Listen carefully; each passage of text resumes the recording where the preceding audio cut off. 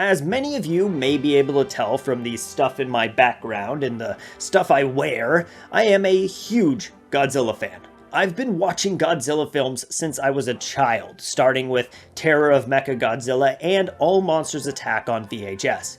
I loved those films, even if Gabara's roar scared the crap out of me as a little kid, and till this day, still kind of gives me goosebumps when I hear it. Ugh.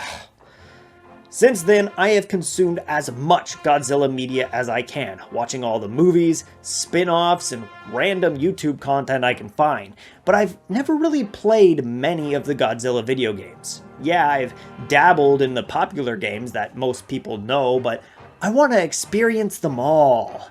I mean, there can't be that many, right? There's just like... No way, 65 games?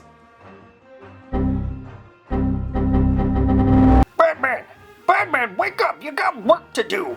Huh? Thanks, Tiny Godzilla. Well, I didn't expect there to be that many games, but I think this will be a fitting celebration for Godzilla's 70th birthday, so happy birthday, you tiny little monster. Oh, why, thank you! We will start with the oldest games and work our way through the ages to the newest games, with a few pit stops here and there for some special entries. Now, let's get this show on the road. I really hope I didn't bite off more than I could chew. Oh, you did, but thankfully I'm here to help you take one big Godzilla bite.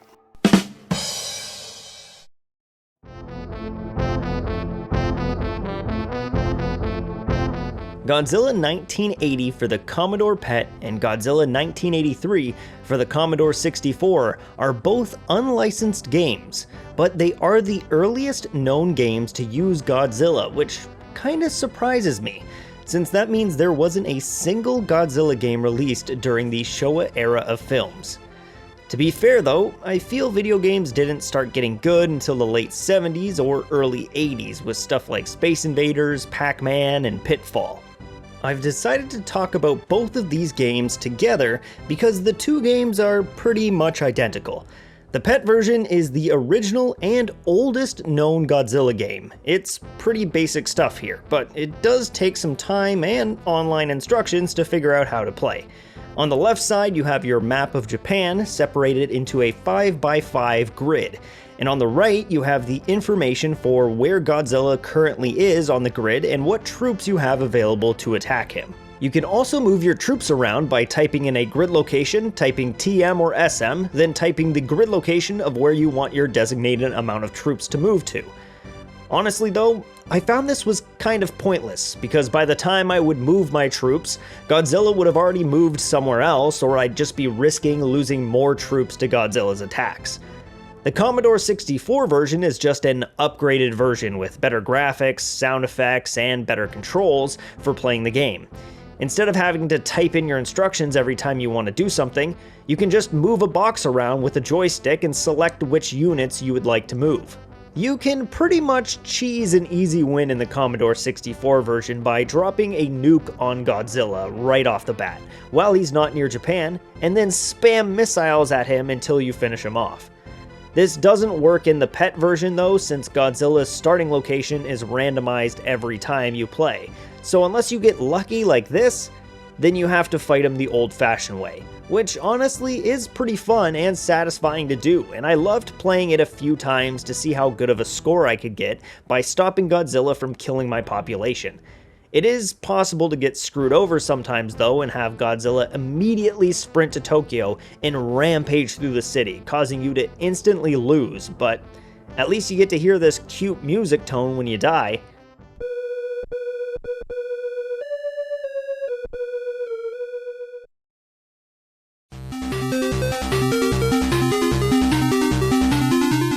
Next, we have another unlicensed game, this time by Neil Streeter for the Sinclair ZX Spectrum. It's Godzilla and the Martians. This one's basically a bad Donkey Kong ripoff. The starting screen gives you some backstory about how the Martians have invaded and stolen the girl of your dreams. I don't know about you, but that is definitely what the girl of my dreams looks like. Or like girl of my nightmares. Honestly, it plays really bad, and the controls are just horrible. Like, look at this. Jump left is 1, jump right is 0, up is 7, 5 is left, and 8 is right. At first I thought maybe the keyboard for the Spectrum was laid out differently and it would make more sense in that context, but nope. That looks like a pretty standard keyboard to me. You know, all these letters here, let's not use those. Let's just take 1 through 0 and just sprinkle the controls in there. I grew myself some monster hands and figured out how to play the game, and I kind of wish I didn't. The sound effects hurt my ears, and once you have the patterns down, you've pretty much won the game, because it's the same every time. No new levels, or layouts, or enemies. Once you've reached the top, that's the end. It just loops over and over and over again. Thankfully, Bandai takes over from here and delivers us our first officially licensed Godzilla game. Godzilla vs. 3 Giant Monsters.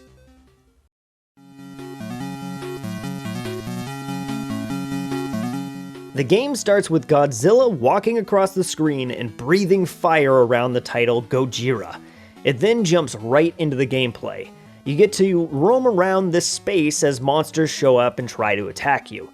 We first fight Megalon, who makes holes in the ground and attempts to attack you. After beating a few of them, Kumanga starts to show up, and he appears out of the Megalon holes that were made previously. And these guys are much harder to deal with.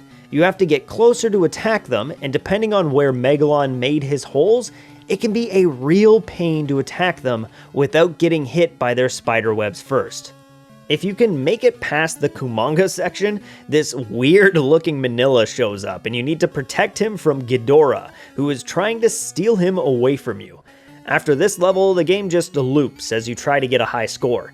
I was really surprised by the quality of the sprites for a game this old. Well, outside of Manila, and also Godzilla's face when walking towards the camera. Hey guys, it's me, Godzilla! Now, I want to make it clear that I spent hours trying my best to find as many of these games as I possibly can to play myself, whether that meant clicking sketchy links on the internet, buying physical copies, translating walls of Japanese text, or just leaving my house to find what I needed. But even then, there were still some games that are just lost to time or are out of my reach, but I'll still be doing my best to talk about them from what I can find through the sources I found online.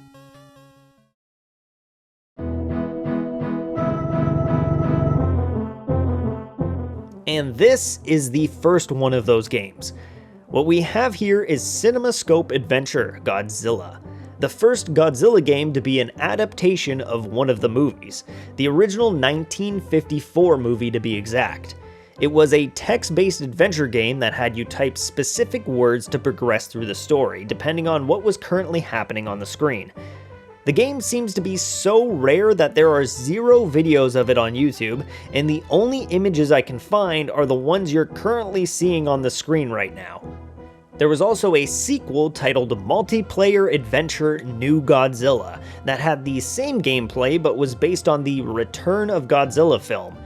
Not quite sure why it says Multiplayer Adventure on the box art, since there is no multiplayer at all in the game that I can see from the gameplay posted online, but this was kind of the Wild West of video games back then, so I'll leave it at that and move on.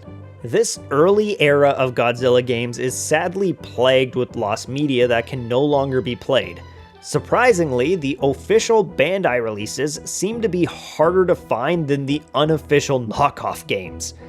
Another one to add to that list is Fierce Dragon Godzilla Metropolis Destruction, a 1985 game for the FM7 personal computer. This one looks pretty cool. You get to play as Godzilla and destroy cities, forests, tanks, and other stuff while trying to stop the army from defeating you.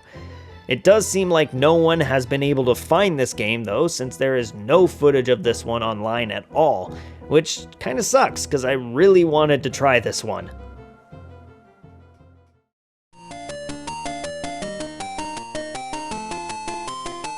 thankfully we can get back to playing some games with Godzilla-kun for the MSX. It's a pretty simple puzzle game revolving around the Godzilla Land merchandise line. For those of you who are unaware, Godzilla Land was a series of merchandise geared towards children in 1984, using the Showa era of Godzilla characters. There was a ton of stuff: magnets, pencils, toys, puzzle books, board games, and more, you name it.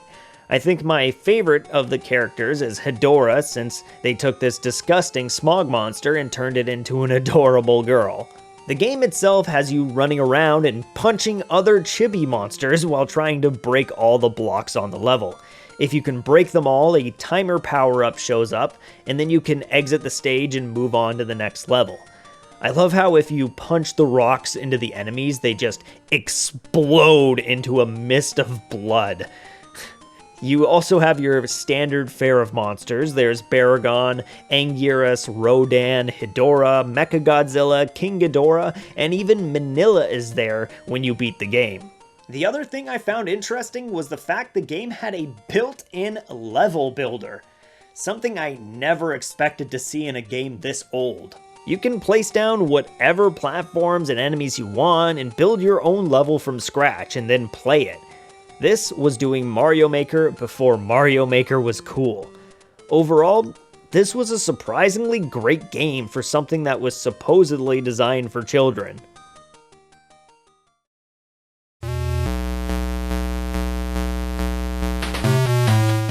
The Movie Monster Game. Not an actual Godzilla game, but it does include Godzilla and lets you play as him, so I'm counting this one. It was developed by Epyx in 1986 for the Apple II computer and the Commodore 64.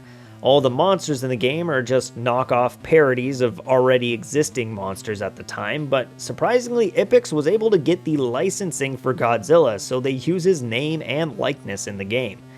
Besides Godzilla, we also have the Glog, Mechatron, Tarantus, Mr. Maringu, and Shvektra. I'm pretty sure this one's supposed to be Mothra. After you pick out what character you want to play, you can then select a city to rampage through, like Tokyo, Paris, New York, London, and more. Finally, you can then select your game mode. There's 5 different ways to play the game. You can try to escape the city, eat as many people as you can, search the city for your baby, destroy a specific landmark, or just destroy as much as you can to get a high score. I picked out my character, location, and game mode at the box office, and then the curtain rises, and you get some movie trailers for Epyx's other games, which is weird, and finally a story about the character you selected to play as. Now that the game has finally started, you have an endurance bar here that acts as your health, and a search bar that slowly fills up as you get closer to your objective. I immediately noticed, however, that this game is very difficult. Enemies are just kind of thrown at you non-stop, and they deal a lot of damage to you. Thankfully, I was able to get myself some cheat codes to stay alive and enjoy myself a little bit. I love how adorable the Godzilla sprite is. Just look at him bouncing his way through the city. Each monster gets a set of moves. Godzilla can scream, breathe fire, and atomize up, whatever that means. Never was able to figure that out.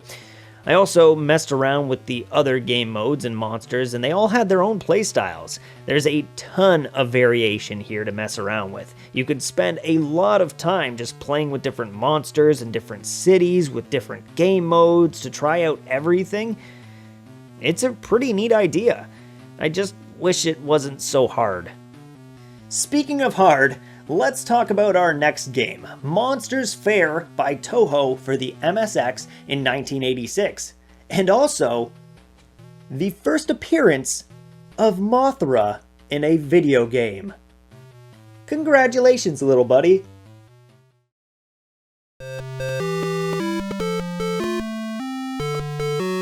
You start with a cutscene of the Shobijin twins being taken away by a UFO and shouting for Mothra's help. You quickly hatch from your egg, and then you're on your way fighting through hordes of monsters that include Ghidorah, Hedorah, Godzilla, and more. This game was a nightmare to play through, and I didn't even get far in it. I started just trying to blast my way through the levels and dodging enemies as I flew as fast as I could, but quickly learned that was not the way to go. On my second attempt, I slowed down and I took my time to slowly kill everything on the screen before proceeding. There were points where I thought enemies would just spawn infinitely, but now that I was taking my time, I was able to see that if you killed enough of them, they would eventually stop showing up. I was able to make it further this way and even found some secret health pickups, but even then, I died before I could make it to the second level. Thanks to someone else's great gaming skills, we can see more of the game and how it plays out.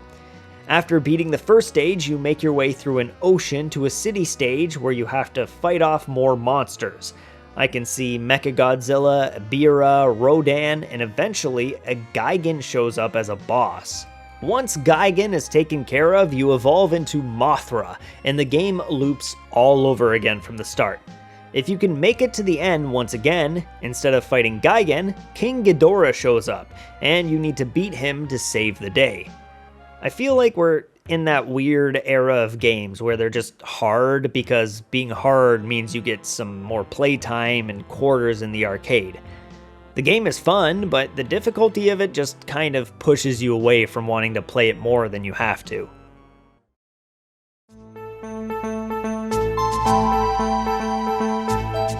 Light gun games. They were all the rage back in the 80s, with things like Duck Hunt, Operation Wolf, and Beast Busters coming out, so obviously Godzilla had to join in the fun. With Godzilla Challenger 1 and 2. There were two games developed by Takara Tomy for the Video Challenger system that used VHS tapes of all things as cartridges. This is a game I couldn't get my hands on, but Bujakasha has a channel where he covers light gun games and just happens to have some footage of Challenger 1 and 2 on his channel. Challenger 1 uses footage from Mothra vs. Godzilla and has Godzilla as the bad guy that needs to be shot with the light gun, while Challenger 2 uses footage from both Ghidorah the three-headed monster and Terror of Mechagodzilla, where this time Godzilla is the good guy and you need to shoot the monsters instead. From what I can see, it looks like a jumbled mess of movie scenes thrown together in an order that doesn't work the best, and random hit markers placed randomly on the screen to shoot monsters for no reason. It just seems like someone went, hey, Godzilla's popular, and light guns are popular. Let's just throw these together and make as much money as we can as fast as we can.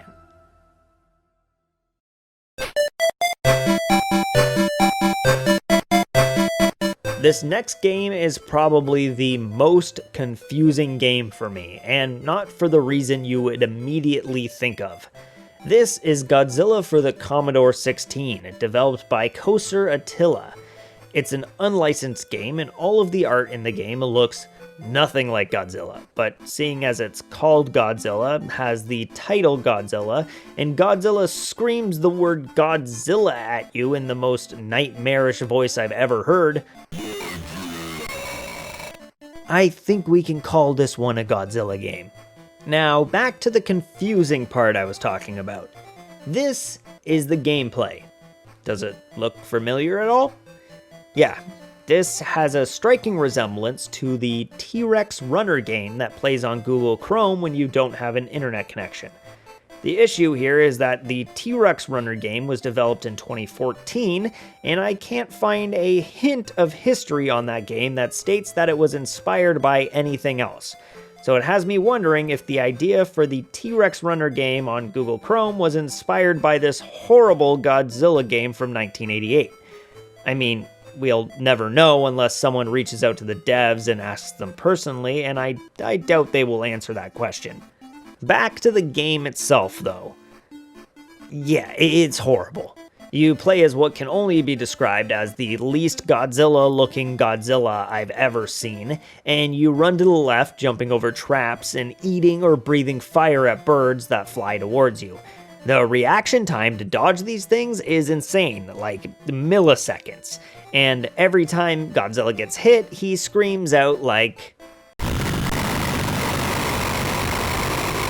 Yeah, every sound effect in this game is a nightmare to my ears. I was only able to get a few levels in after trying over and over before finally giving up and moving on. I can only assume that nothing changes and you just stick to running in front of this graveyard background as the game loops over and over again, but I'll never find out because I'm done listening to this scream and I'm ready to move on. Before we move on though, don't forget to leave a like, comment, and sub below to help support the channel. It means a lot to me and helps things grow, especially now that I'm working on longer videos like these. Sorry for the interruption, let's get back to the video. We are officially leaving the era of home computers and moving into the era of home video game consoles, leaving the Commodores in the past and moving on to things like Nintendo, Super Nintendo, and Game Boy. So, let's see what the advances in Godzilla tech are coming our way.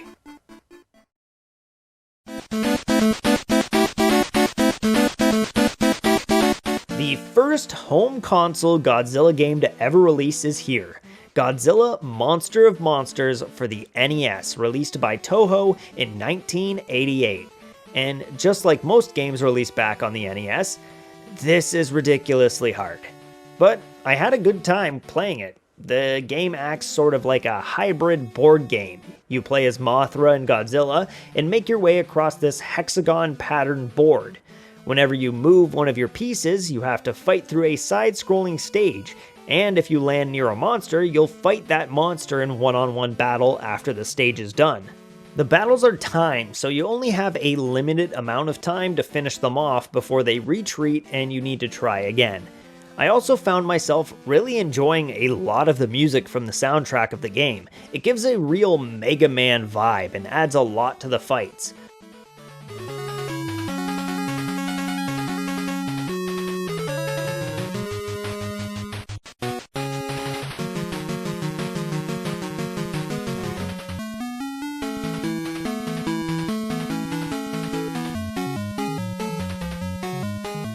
I do wish I was able to move both Mothra and Godzilla in one turn, and it would have been nice if the boss fights had some sort of backdrop instead of just being a black screen. Those are my only two real gripes with the game though. There are plenty of monsters to fight like Godzilla, Mothra, Varan, Mechagodzilla, Ghidorah, and more.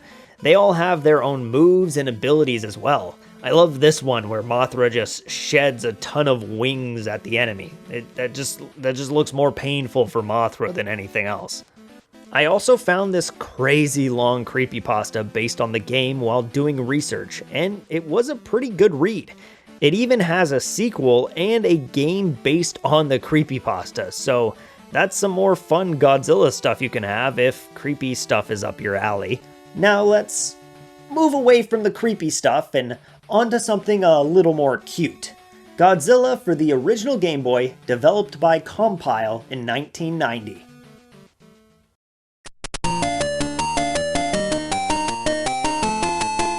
This looks kind of familiar. Yeah, this is just a port of the MSX game we talked about earlier. To be fair, it's not an exact port, but let's not jump into the gameplay too fast and head back to the start. After booting up the game, we're greeted by a very scary image of Godzilla with spooky background music. Before we quickly transition into the most upbeat, weird, fun intro. It's the weirdest mood shift I've seen in a video game. I love how this intro is almost like a sitcom opening with all the monsters showing up. Baragon's like, hi, while Mechagodzilla's all dapper like, oh, hey there. The title rotates through all of the enemies you'll face and then it drops you right into the gameplay.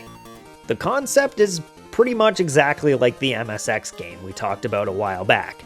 The graphics are worse and we don't have a level editor, so it's overall a downgrade from the MSX version, especially since a lot of the movement and hitboxes feel off. The only benefit of this version is that it comes with a map, so you actually know where you're going and what areas you've been to before. There is also a Japanese version of this game that is different from the North American release. First off, you can 100% tell that the Japanese version knew exactly what it was marketing. Like I said before, the North American version starts with a big, scary Godzilla before jumping into the funny music, while the Japanese version just gets right to the point with a cute picture of Godzilla as the startup screen. The box art between the two versions is also very different. I can only assume that the localization team just assumed that a more cute, chibi Godzilla wouldn't sell in the American market, which I guess I understand. Noticeably, the Japanese version also has better graphics, and right off the bat, all those control issues I was having with the US version, they're gone now. The Japanese version also supposedly has cutscenes with brand new characters from a Japanese Godzilla World manga, including Godzilla's mom, dad, martial arts master, and a necromancer. I couldn't find any of these cutscenes while playing the game though, so they must not start showing up till you get further into the game. The story of the game also differs, with the US version just having Godzilla trying to save Manila hidden in the Matrix maze, while the Japan version has you trying to save Godzilla's girlfriend, Bajira. It is interesting to see what sort of differences the Japanese versions of these games have compared to the American versions of these games. And this won't be the only time in this video where something like this happens. But for now, let's take some time to talk about probably the weirdest entry in this list: Circus Caper.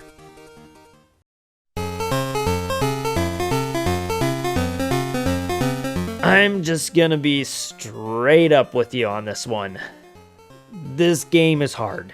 It's so hard I couldn't get to a single segment of this game that has Godzilla or any of his friends in it. So I'm just gonna have to ask y'all to trust me, bro, about the fact that Godzilla is in this game. I'll post some clips here that I can find showing off what the bonus levels with Godzilla and his friends look like, but that's the best I'm gonna be able to do. This game is actually based on a Japanese anime called Moru Onisan, and follows the story of the anime pretty well, while the US version decides to change everything and changes the setting as well to take place in a circus while you try to save your sister. In general, it's just a bad game, but it's got Rodan and Godzilla in it, so I needed to talk about it, and I did. So there. Let's move on to something else now.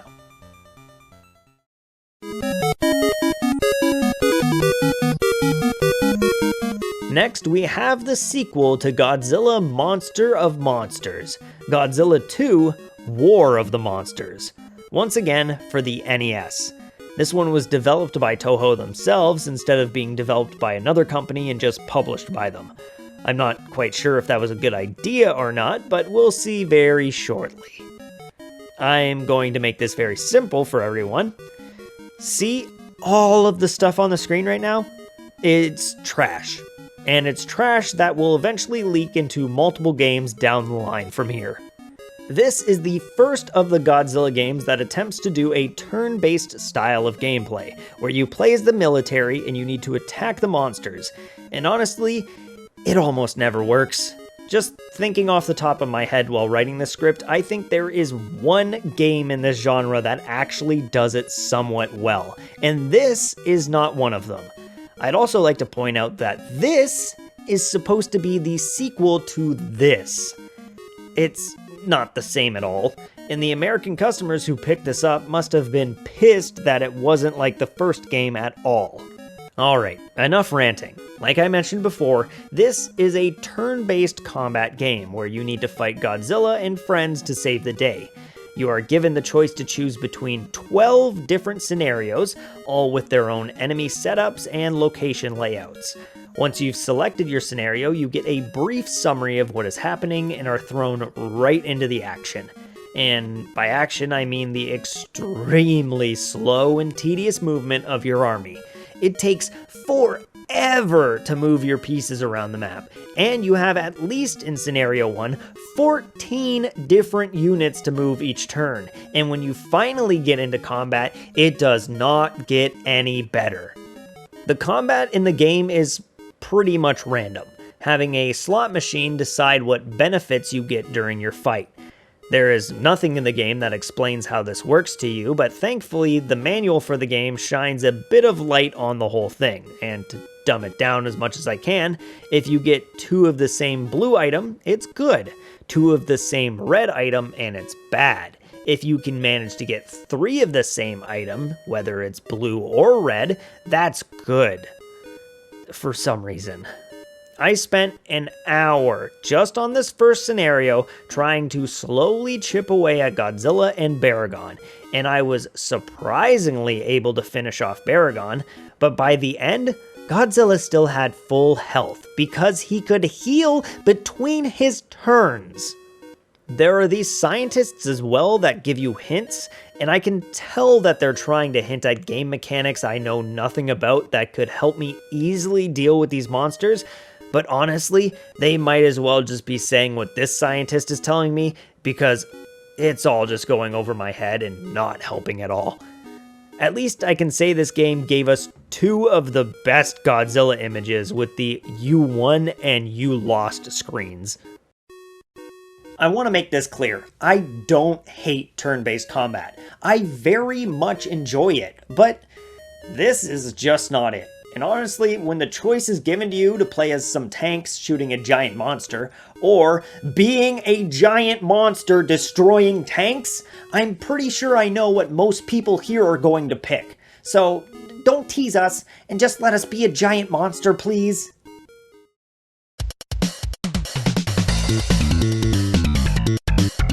Let's take some time to cool off and move on to something more fun with Pandora's Box's 1992 game, Battle Soccer Champion of the Field, a game where you get to play soccer as your favorite characters from Godzilla, Ultraman, Kamen Rider, and Gundam. This game is actually just a small side game from a much larger series of games called the Compati Hero series that focused on Ultraman, Kamen Rider, and Gundam as super deformed, cute chibi characters. The series really took off due to the popularity of SD Gundam in Japan, and with that popularity, plenty of spin-offs were made, 2 of which include our friend Godzilla. Back on track with the game itself though.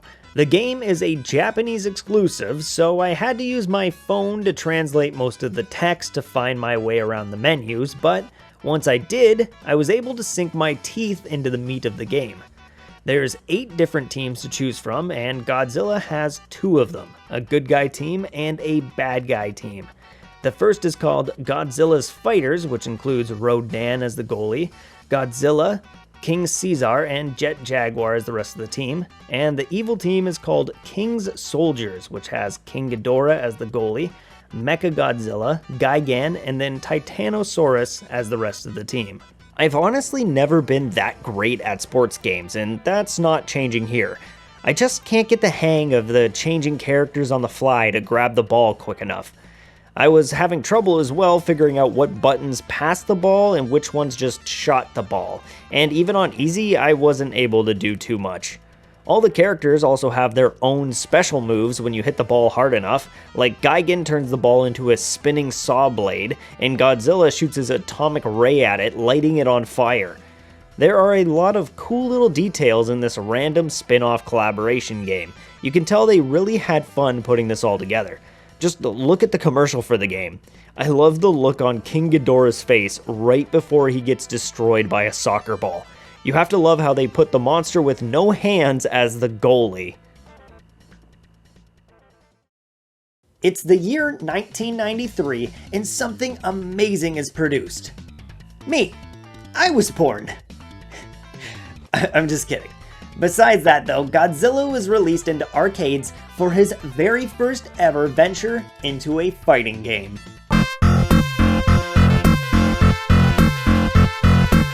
This right here is what Godzilla needs, a straight-to-the-point monster-on-monster mash. I'm being honest when I say this is the best Godzilla game we have played so far on this list. There is so much love and detail put into every character. There are 2 modes to choose between, a single-player story mode where you play as Godzilla and fight your way through iconic battles, and a regular versus mode where you can select whatever character you want and duke it out against a computer or your friend. There are 6 characters you can play as in the versus mode. All of them have their own movesets and abilities that are ripped straight from their movies. You can play as Godzilla, King Ghidorah, Gigan, Megalon, Mechagodzilla, and Mecha King Ghidorah.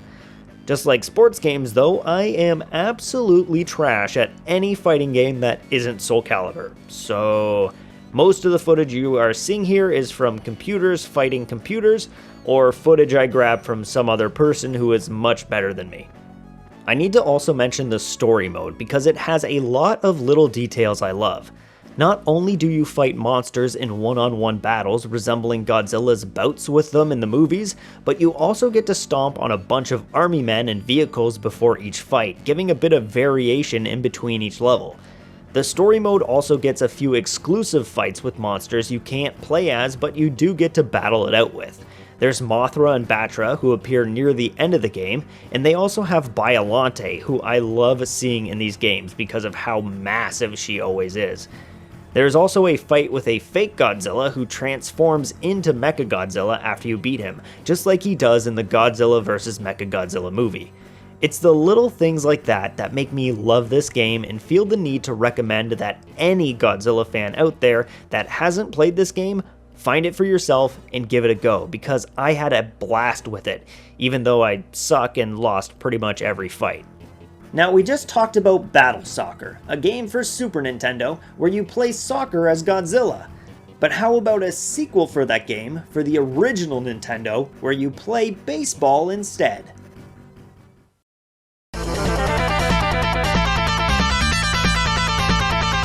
Yeah, I have no clue why a sequel for a game made a year later would be on older technology, but it's a thing that happened, I guess? Just like the first game, you get to play as characters from Ultraman, Kamen Rider, Gundam, and Godzilla, but this time, we're playing baseball.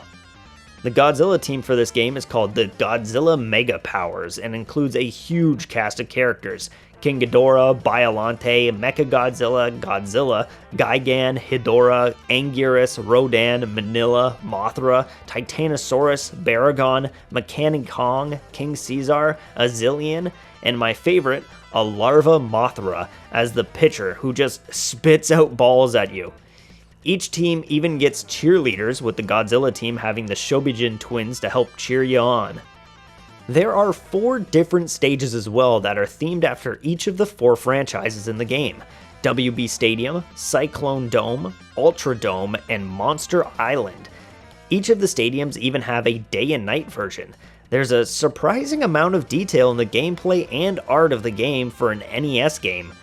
I still don't quite understand why this sequel was made for the NES and not the SNES, but I can't complain when the game itself is as good as it is. This next game is disappointing to me. Not because of the game itself, but because of the wild goose chase I went on trying to find it.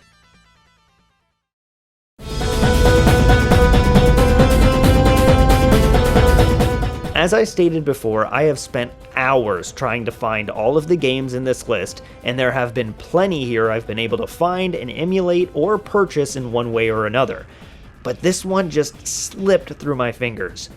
This is Godzilla for the PC-98, developed by System Soft in 1993.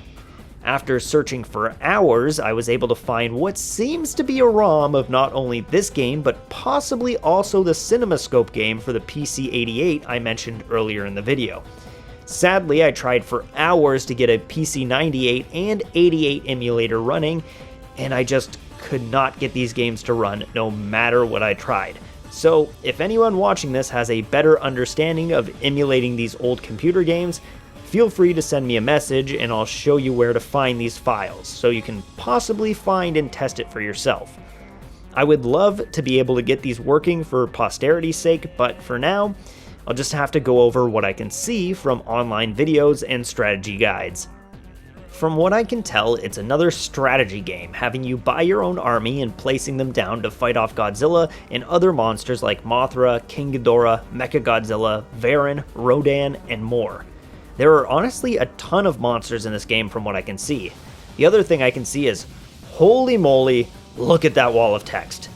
Maybe it's for the best I couldn't get this game to work if this is the nightmare I had to look forward to when starting the game. Jokes aside though, the game looks pretty mid, but the soundtrack is some of the best retro Godzilla music I've heard, with lots of the music being retro versions of actual Godzilla music. こんばんにちは、ゼンコです。皆様、おはこんばんにちは、サナエです。今日もご視聴いただき、ありがとうございます。ありがとうございます。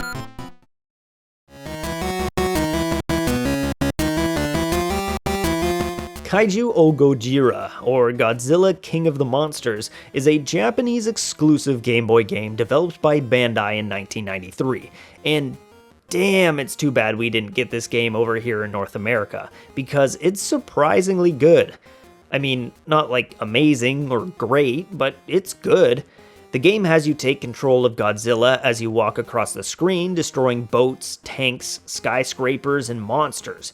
The bottom of the screen has two bars, one being your health and the other being whatever enemy you're fighting at the moment's health. You can attack with a tail whip, punch, or breath attack, but you need to be careful because your breath attack is tied to your health. The more you use it, the more health you lose, and the only way to get your health back is finding a health pickup or standing around forever waiting for it to regenerate. Yeah, there is a lot of waiting in this game. Pretty much between every fight, you'll be sitting there doing nothing but waiting for this bar to fill up, so get ready for a lot of that. We have 5 levels to travel through: Osaka, Lake Ashino, Mount Fuji, Nagoya, and Tokyo, and each of these levels is filled with an insane amount of monsters. So many actually that it has one of the biggest rosters of kaiju out of almost any Godzilla game. Let's quickly run over them all. There's Ebirah, Larva and Imago Batra, Larva and Imago Mothra, Super X, Anguirus, Rose Form and Final Form Biolante, Super X2, Manda, the horrible monster Gabara, Kamakurus, Kumanga, Flying and Non-Flying Hedorah, King Ghidorah, King Caesar, an insanely tall Gigan for some reason, Jet Jaguar, Megalon, Gizora, Ganymus, Gorosaurus, Mecha King Ghidorah, Mechagodzilla, both flying and on land, Fake Godzilla, Varan, Titanosaurus, Rodan, and Super Mechagodzilla. Whew, boy, that is a lot of kaiju, especially for a Game Boy game. I'm amazed at how ambitious this little Game Boy game tried to be. It's not the greatest thing to play, but I had a bunch of fun with it, and I really liked getting to see all the different sprites for the monsters. Comparing this to the puzzle game we got in the US, it's kind of a bummer that it wasn't the other way around, and we got this one instead, but hey, you win some, you lose some.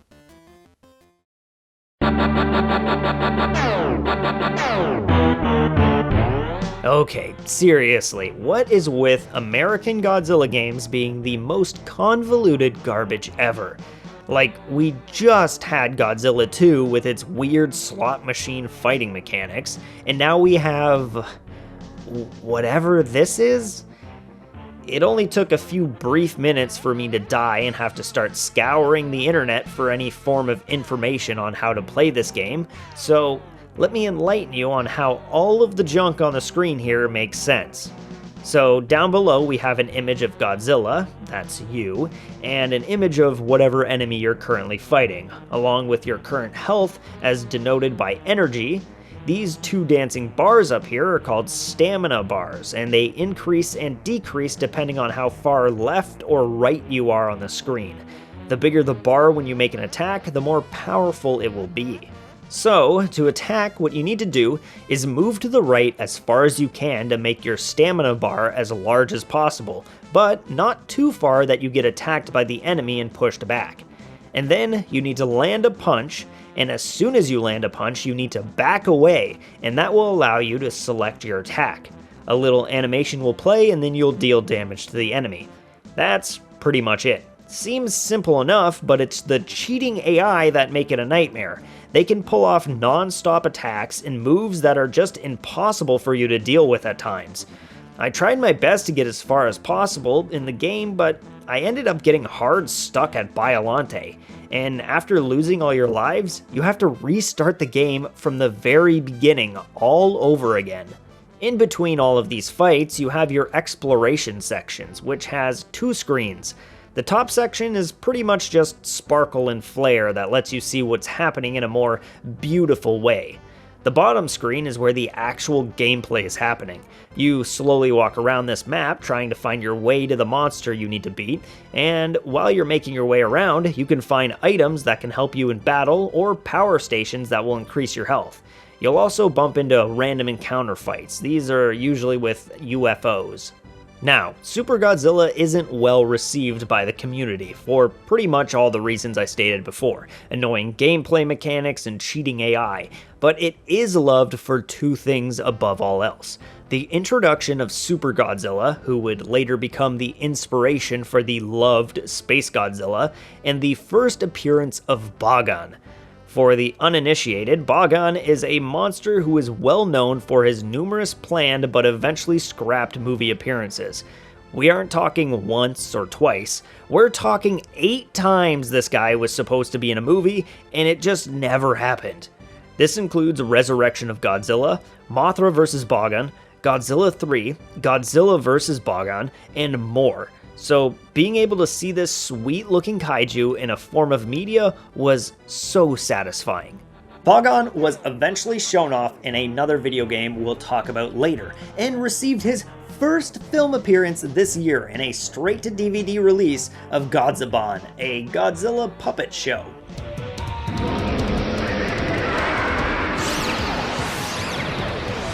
"1993 was just an amazing year for Godzilla video games. Godzilla in the arcade, Baseball Godzilla, a strategy game, a Game Boy game, and Super Godzilla. Oh, and last but not least, Godzilla Battle Legends developed by Alpha System for the Turbo Duo.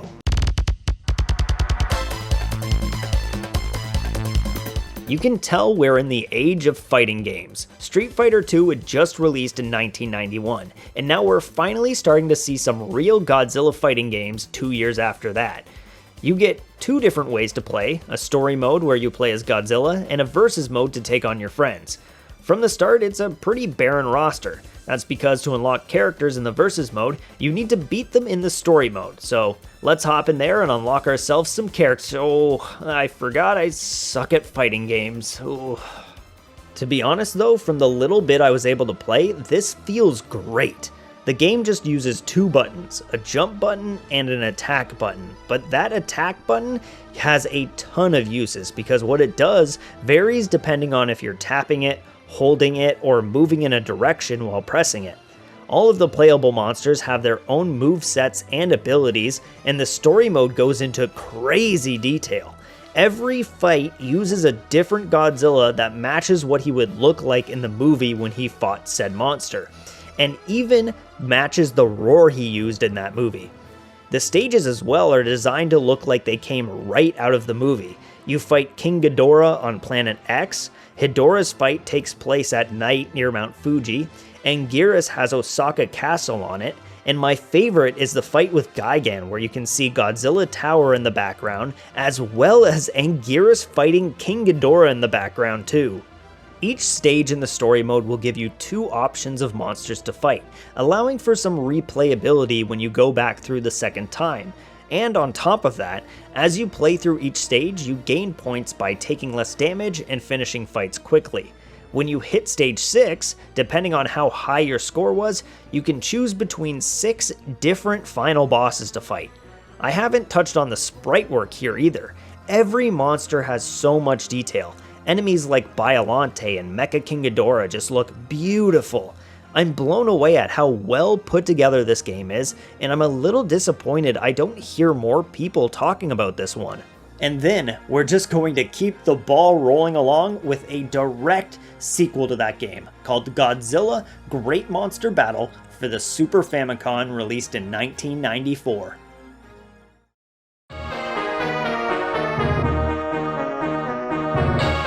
Once again, we have our basic Badman issue of, hey look, I suck at fighting games. Thankfully, in this game, we have ourselves a practice mode, something so easy even I can win. To be honest, this was still pretty hard for me to beat, but I managed it. Just like the previous game, we have a great cast of monsters, all with their own abilities and stages to choose from, and this time around you can play as multiple different monsters through the story mode, and they each have their very own ending cinematics.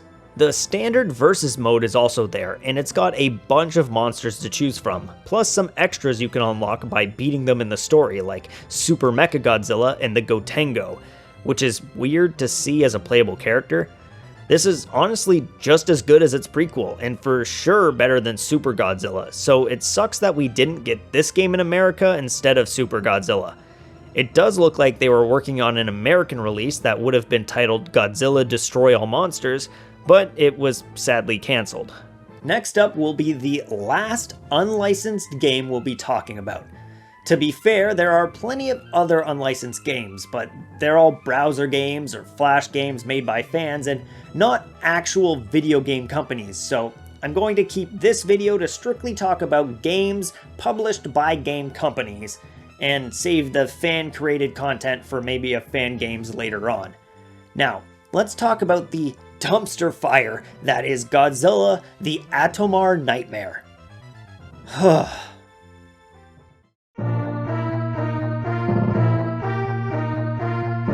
I'm going to be completely honest. I barely touched this game. Like, I gave it about 20 minutes of gameplay before I just gave up and moved on. It's got the basic bad translation text you would expect from a translated game of this time. The hero of this game are you.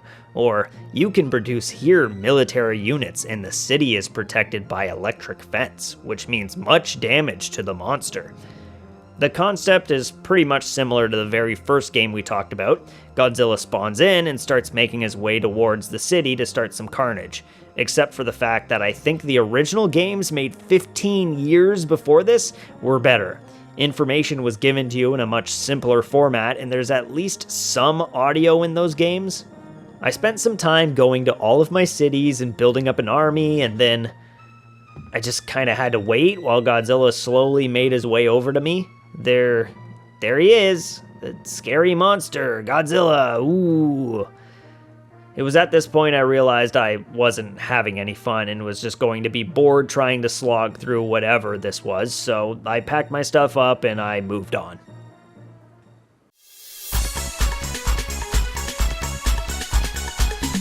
Next, we have Godzilla Heart-Pounding Monster Island, developed by Sega for the Sega Pico, and this was a difficult game to find and get running.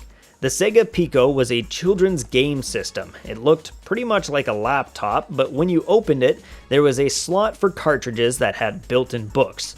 You can then flip through the pages of these books and touch the bottom of the laptop, or the book with a pen to interact with the game.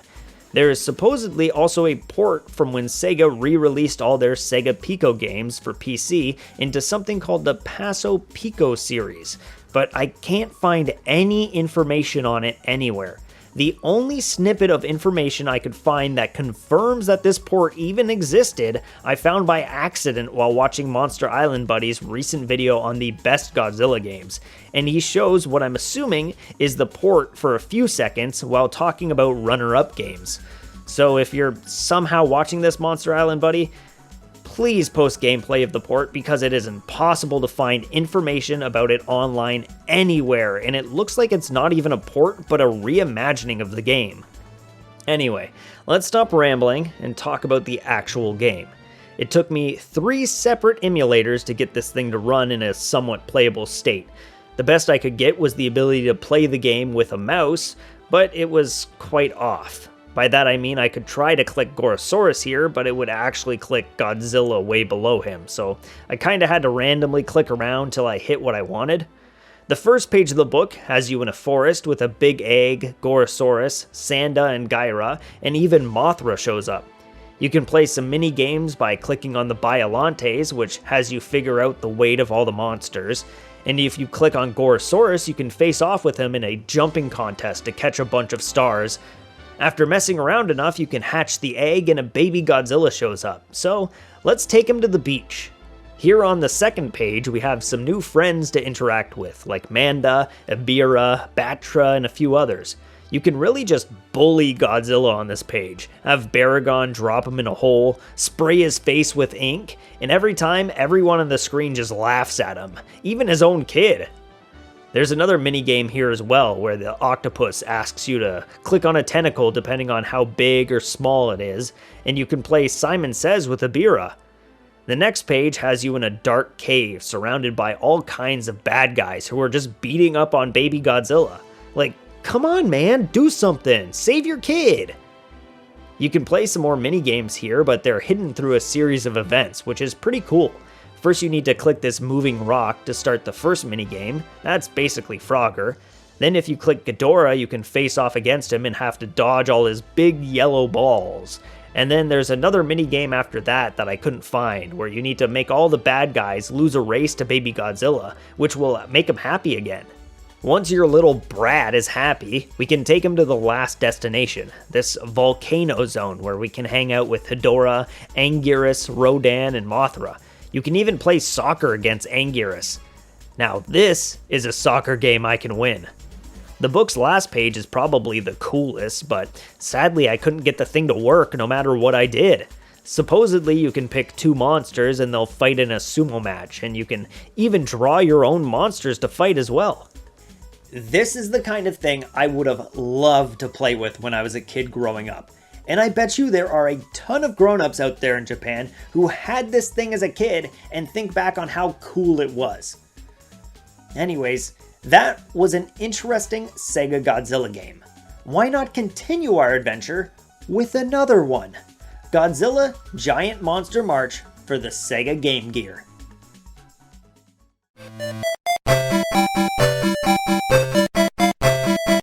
I mentioned a while back that this is the first of the Godzilla games that attempts to do a turn-based style of gameplay, where you play as the military and you need to attack the monsters. And honestly, it almost never works. Yeah, this is one of those times where it works. Developed by Sega and released in 1995, this game takes the strategy turn-based gameplay and improves on it quite a bit from all the games in the past that have attempted to do this. Selecting and moving your units around the map is very quick and easy to do, and these segments are separated by fight sequences. Whenever you encounter a battle, you enter a one-on-one fight where you control your character, whether that's a tank, ship, plane, or even monster, and then you have to duke it out. Monsters have a health bar, while vehicles have a specified amount of units that can be destroyed before that piece is lost from the board. The combat when playing as a human was alright. It felt really lopsided and I didn't enjoy it a huge amount, but it is for sure better than anything that came before it. What I did enjoy a lot more though was playing as the monsters. This game finally understands what we want as players. We want to be a giant monster and we want to destroy stuff. And that's exactly what you get to do when playing as the monsters. You can select one of 4 stages to play in, all based around different movies. We have Godzilla vs. Gigan, Godzilla vs. King Ghidorah, Godzilla vs. Mechagodzilla 2, and Godzilla vs. Space Godzilla. Every stage has a goal for you to achieve. For instance, the first stage asks you to defeat the space monsters, destroy the command HQ, or all the JSDF weapons. Completing any of those goals will cause the mission to end, giving you a few different ways to tackle the mission. But each level also has a bonus objective, to destroy a certain percentage of the city, and if you can accomplish that on every level, you'll unlock a secret bonus 5th level that is based on the original 1954 movie.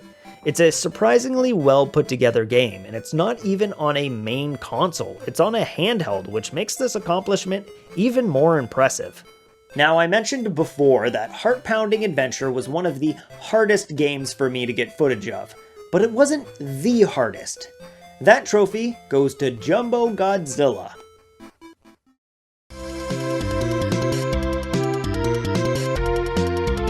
This is Jumbo Godzilla.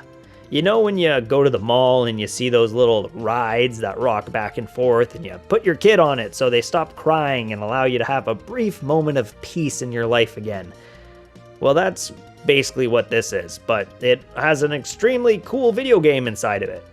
It took me hours of searching to find a packaged set of ROMs that had the file for this game hidden away in it. And then after getting it, it took plenty more hours figuring out how to get the thing to run, downloading multiple different versions of MAME until I finally got it running. The gameplay is extremely simple, and that's to be expected from an arcade machine that has 4 big shiny buttons in it. Godzilla automatically moves to the left of the screen, attacking maser tanks and helicopters until the Super X shows up as a mid-boss. After pushing forward a bit more, you face off against one of 3 bosses, depending on what level the game has put you in. Either Space Godzilla, King Ghidorah, or Destroya. You have 3 different attacks, a tail swipe, a dash, or an atomic breath. After fighting the boss for a short time, you can fire an ultimate orange atomic breath, defeating the boss, and then it returns you to the ocean. It's nothing too crazy, but it does what it was designed to do, which was entertain children for a few minutes, and seeing as it entertained me for a while, I'd assume most kids would have loved this thing. Plus, all these designs for the monsters are so adorable. They're all probably some of my favorite kaiju redesigns I've seen.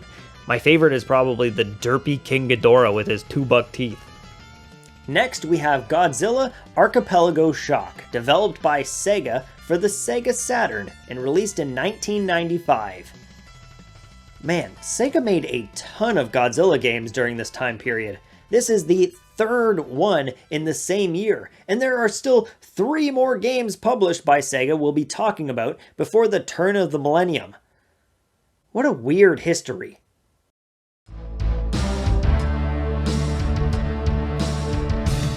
This is another one of those strategy games where you play as the JSDF trying to take down a bunch of monsters before they destroy you or the city. I'm gonna be honest, I couldn't even make it past the first level, and that's not to say I didn't try my hardest, but with the game being Japanese exclusive and it throwing a lot of text at you right away to teach you everything about the game, it was really hard for me to get a grasp on everything. What I played though looked really cool. The 3D animated monsters blasting through the city gives this game its own style that I really love. I tried finding some more videos of the game online to see if I could see what more of the game looks like, and I honestly may have the best quality gameplay of this game at the moment, because pretty much everything I found was 480p. What I did find looked pretty cool. Lots of FMV cutscenes and different kaijus like Space Godzilla, Ghidorah, and Destroya. Burning Godzilla even makes an appearance, and I think this may be the first time he shows up in a game. It also looks like you can control Mechagodzilla and Mogira as part of the JSDF, which is a nice addition.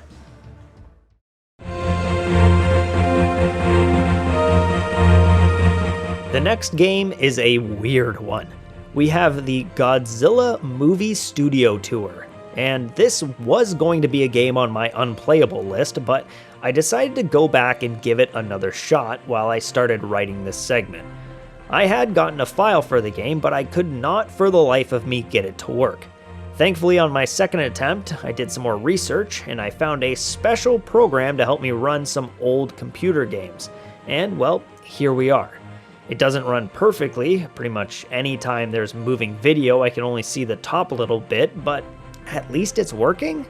The game takes you into what seems to be an amusement park, and you can move around and take a look at a few different attractions. The first is a library that has all the posters for the different Godzilla movies, and there are even 6 sections to take a look at clips from different Godzilla movies. Next is the museum. This place is pretty cool. It's a massive list of monsters you can look at, with pictures of them, you can listen to their roars, and you can even check out bios on the history of each monster. There are 2 shops you can stop by that are basically kiosks to print off things if that interests you. One of them has a bunch of posters and concept art, and the other one has a bunch of stuff for kids like drawings, wrapping paper, birthday cards, and more. You can also take a quick flight around the amusement park, but seeing as my videos aren't playing right, yeah, this wasn't the most beautiful sightseeing experience.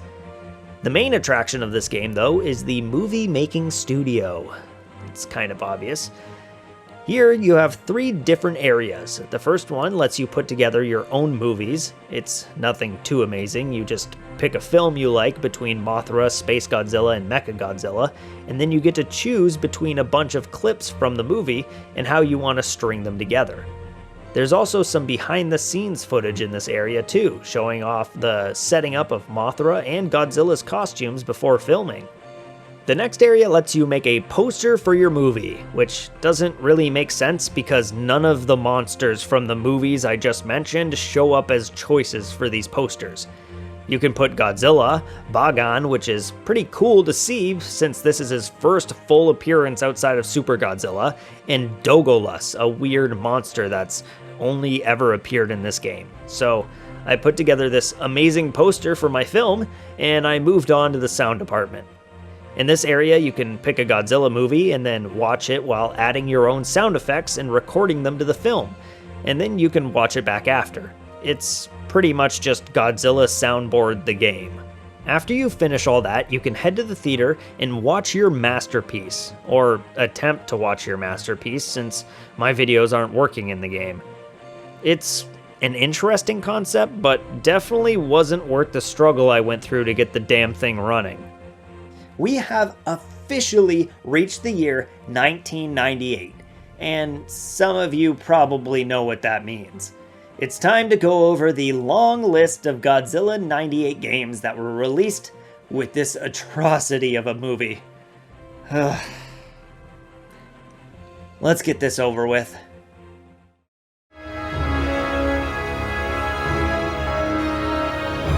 So, for those of you too young to know, or just not aware of it, back in 1998, America gave this man, Roland Emmerich, the keys to the Godzilla kingdom and the go-ahead to bring the Godzilla name to the world of America. And honestly, he seemed like a good man for the job. Just coming off the success that was Independence Day, it seemed like things were in good hands. Yeah, we were all wrong. The movie was a huge flop, like so huge that it caused Toho to start the Millennium series of movies and have Godzilla brutally murder Zilla in Final Wars. I do have to say 98 did do a few cool things thematically that we see in current day Godzilla often now that we didn't really before. The biggest is the subtle build-up to a monster reveal, and having Godzilla break through the water with his spines while staying hidden underwater, but we aren't here to talk about the movie that could be a whole video on its own. Anyways, just like most movies in the 90s, the marketing campaign for this was all over the place. Yeah, we're talking commercials with the Taco Bell Chihuahua, slogans like size does matter, plastered buses, fast food toys, special edition ice cream with chocolate chips shaped like Godzilla, a weird song and music video by Puff Daddy, and finally, an absurd amount of video games. Now, most of these games don't exist anymore, or are hard to get a hold of, so I'll be showing off what I can about them here today, starting with Godzilla Online. Yeah, for some reason, someone out there thought an online game back in 1998 featuring Godzilla was a decent idea. Like, honestly, less than 4% of households in 98 had broadband cable internet, and about 40% of households had internet connections at all. Maybe they were trying to ride the coattails of Tibia and Ultima Online's popularity the year before, but it obviously didn't work out. It was developed by Mythic Entertainment and had 5 different game modes: Free-for-All, Team Deathmatch, Egg Statica, which is pretty much Capture the Flag, Escape from New York City, and Last Man Standing. You would get to choose 4 different playstyles: the soldiers, who needed to defeat the baby Godzillas, scientists, who had to take blood samples from the baby Godzillas, reporters, who needed to film all the action taking place, and baby Godzillas, who needed to defend themselves against soldiers and scientists while trying to evolve. It seems like an interesting concept, and a few of the pictures that are available online make the game look like it could have been interesting. Maybe if it had been released in a different age and it was tied to a better movie? They also had a Godzilla.com website that featured a bunch of weird stuff. Info on the movies, chat rooms to talk with other Godzilla 98 fans, special chat rooms where you could talk to the cast and crew of the movie on specific dates, and most importantly, video games. The first of these was Godzilla VR Combat Simulator, and wow, I don't know what this is, but it's a game. It's supposed to be a simulation of you in a tank shooting monsters, but like, what is that? It looks like a spider with a baby for a head. Honestly, it looks like the weird baby head mechanical spider thing from Toy Story. The other game was Godzilla The Aftermath, which was another online game. There isn't much information to find online about this game, which is kind of surprising since it lasted till 2005 somehow. The premise was you would make an avatar and then you could walk around destroyed Manhattan and talk to other people also doing the same thing. It just kind of sounds like a bad IMVU. Am I dating myself by making that reference? Can you just imagine your kid coming up to you being like, "How did you and Mom meet?" And your reply is, "Well, son, I was walking around Godzilla Aftermath, watching monsters smash into buildings, and then I met your mom, and then we smashed in a building." I didn't plan to talk about handhelds like these since there are a bunch of them, but since I'm going through the already small list of 98 games, I might as well quickly throw them in. This is Godzilla LCD, which was a handheld that was pretty much a port of an already existing Godzilla LCD game from '95. They just replaced the normal-looking Godzilla with the bad-looking 98 Zilla. And there's another one titled Godzilla Virtual Shaken. The last thing we'll talk about was something I actually got to try, which is Godzilla Pinball, developed by Sega. The machine itself can surprisingly still be found out in the wild pretty easily, but an even better way to play is the remake by VPin Workshop that you can see me playing on screen now. This can be played on your computer, through a VR headset, or if you're even crazier and own a virtual pinball machine, you can play it on that. This is honestly a gorgeous recreation. Beautiful lighting, physics, and 3D modeling on everything. It's crazy how large of a community there is for virtual pinball. I didn't even know something like this existed until doing research for this video. So if you're a pinball fan, go check out vpinuniverse.com. There was a ton of cool stuff over there I found while researching this pinball machine. Alright, that about covers all of the games for the Godzilla 98 movie. We aren't done with Godzilla 98. We'll be coming back to Zilla for 2 more games down the road, but that's for later. For now, let's start diving deeper into 3D graphics with our first PlayStation 1 game.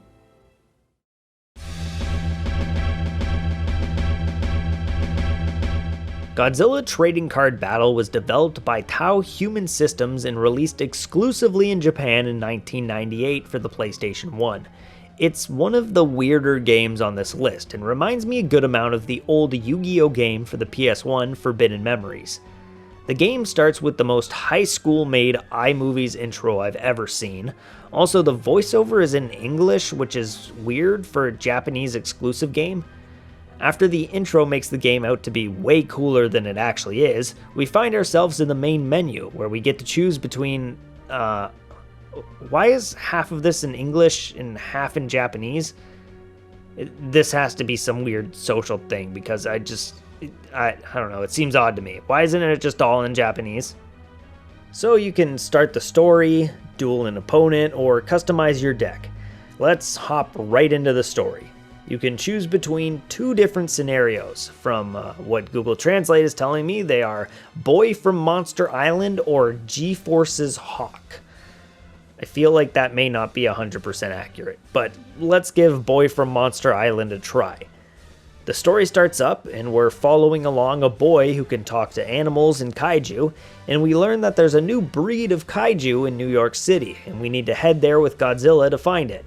Once we get there, we find another Godzilla, which Toho hadn't renamed to Zilla yet, and learn that it's being controlled by this weird alien dude, and that we need to stop him. And boom, we're in the tutorial.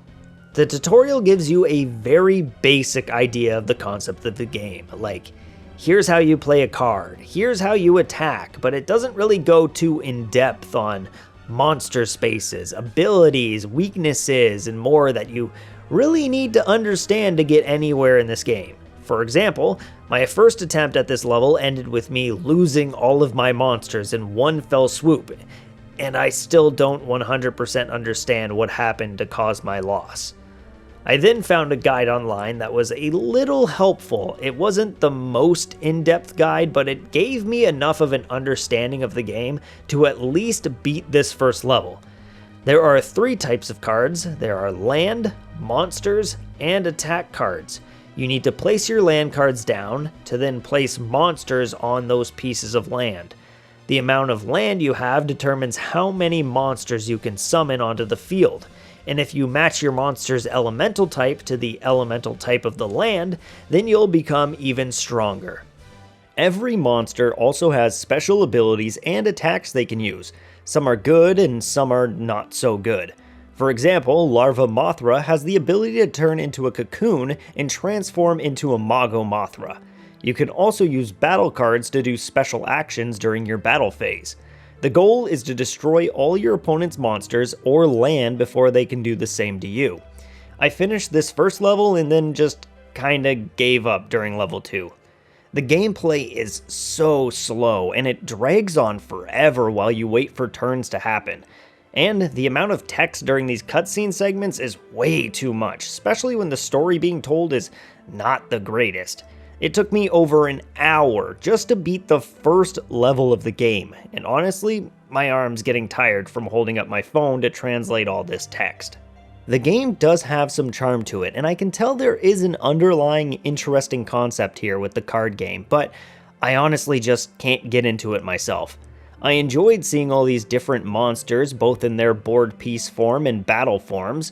There are a crazy amount of monsters to look at and choose from. It's the largest roster of kaiju in any console Godzilla game, second only to a mobile game. We'll be talking about that one later on. If you have the brainpower or interest to figure this whole system out, I think you may find something interesting here, but it's just not for me.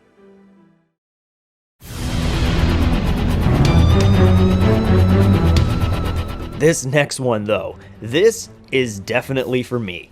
This is Godzilla Generations, developed by General Entertainment and released exclusively in Japan in 1998 for the Dreamcast. Another amazing Godzilla game that was region locked. What a shame. At the beginning, we are given 2 separate characters to choose from, Godzilla and Mechagodzilla, and after selecting one, you're thrown right into the game. The goal is to destroy. Yeah, that's pretty much it. It's a simple concept. You walk around a small arena with tank controls, and by that I mean you can only walk forward, and if you want to turn, you need to use the left and right bumpers to slowly turn Godzilla. It's honestly a pretty fitting control scheme for a giant monster. You have a few different means of leveling the city. You can just walk around and destroy everything with your giant body, but if you attempt this on larger skyscrapers, you will end up taking damage. Besides that, you have a special attack and a super attack, along with a way to defend yourself from the army trying to attack you. Every monster has its own special attacks, music, and roars they can use that separates them from one another. They all even control a little differently, but we'll get to that in a bit. You have a limited health pool, but it's never really a problem because you just roar to heal yourself, and while you're roaring, you're invincible to most attacks. I also love how the camera changes and moves around to make it look like you're watching a kaiju movie and not just playing one. Though at times it does make it a bit difficult to move around the map. You get a set amount of time to destroy each city, and the faster you can accomplish that, the better score you will receive. But I was almost never able to destroy a city 100%. There are just so many small little details that are impossible to find that make it so you really struggle to get that 100%. So if you don't want to wait the timer out while you struggle to find the last few percentages, you can just leave the arena and that'll finish the level for you. The game gives me strong Katamari vibes. It's not really hard or anything, it's just kind of a vibe. Something you can sit back and enjoy. It's fun to just smash through buildings and destroy things as a giant monster. There are 5 different areas you'll wander through, all with a few mini areas within them. And once you get to the end and destroy the last city, well, that's kind of it. The credits roll, and you've beat the game. I feel it would have been better if there was some monsters that showed up you could fight, but just casual city destruction is pretty great on its own. And that's not even everything. Each time you beat the game, you unlock new characters to play as. Godzilla 54, or as titled here in the game, Godzilla 1. Then there's Zilla, who runs crazy fast compared to the other monsters. Baby Godzilla, who heals faster than the other monsters. And last, a giant Dr. Serizawa.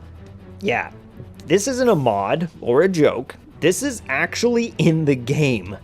Yeah, I don't remember any of this stuff happening in the first movie, but I guess here he can spawn laser cannons from his eye patch, use the oxygen destroyer to blow up the city, and recover his health by praying to the almighty Kaiju Lord. I unapologetically love this character in this game, and it was so worth unlocking him. Honestly though, as much fun as I had with this game, it does have its flaws, mostly the lack of enemy monsters and the repetitiveness of the game. Like, to unlock all the characters, you need to beat the game 4 times. And outside of the minor changes to each character's movement and abilities, plus all the level layouts are pretty much the same with a few exceptions for enemy placement, so it can get really boring going through the same levels over and over. There is also a bonus mode called Collected Coliseum that makes use of the Dreamcast's VMU, but you needed a special Godzilla VMU that had the game programmed into it. And I'm not dropping a bunch of money on an eBay VMU, especially when I've heard many people in the community state that they have been ripped off because a lot of these old VMUs don't even work anymore. For those of you who don't know, the VMU was basically the memory card for a Dreamcast, but it had a cool screen in it that could play games. This issue with the Godzilla VMU is that the program built into it took up a decent amount of memory on the card, so if you wanted to save more games, many people just deleted the Godzilla program, and after that, you couldn't get it back. See, let's look at this eBay listing here for $200 and a review that says, "Product exactly as described. Worked perfectly, and my son was very pleased. 5 stars." Let's take a look at another listing, $199 and a review that says, "Product exactly as described. Worked perfectly, and my son was very pleased. 5 stars." Alright, why not one more? How about this one that states, "It comes with 100% all characters unlocked for $199, and a review that says, "Product exactly as described. Worked perfectly, and my son was very pleased. 5 stars. I have a feeling these may not be the most reliable things to buy online. Anyways, if you could manage to get your hands on one of these, it plays like a Tamagotchi, where you take care of a kaiju and level it up, and then you can transfer it into this Coliseum mode where you would make it fight in mini chibi battles. It's a pretty cool idea. Overall, this was a great game. Probably top 5 of all the Godzilla games I played for this list. It got some really nasty reviews when it launched, but I think it stood the test of time pretty well, and is still a game you can get a lot of fun and enjoyment out of. And thankfully, the fun isn't over yet, because we got a sequel to talk about.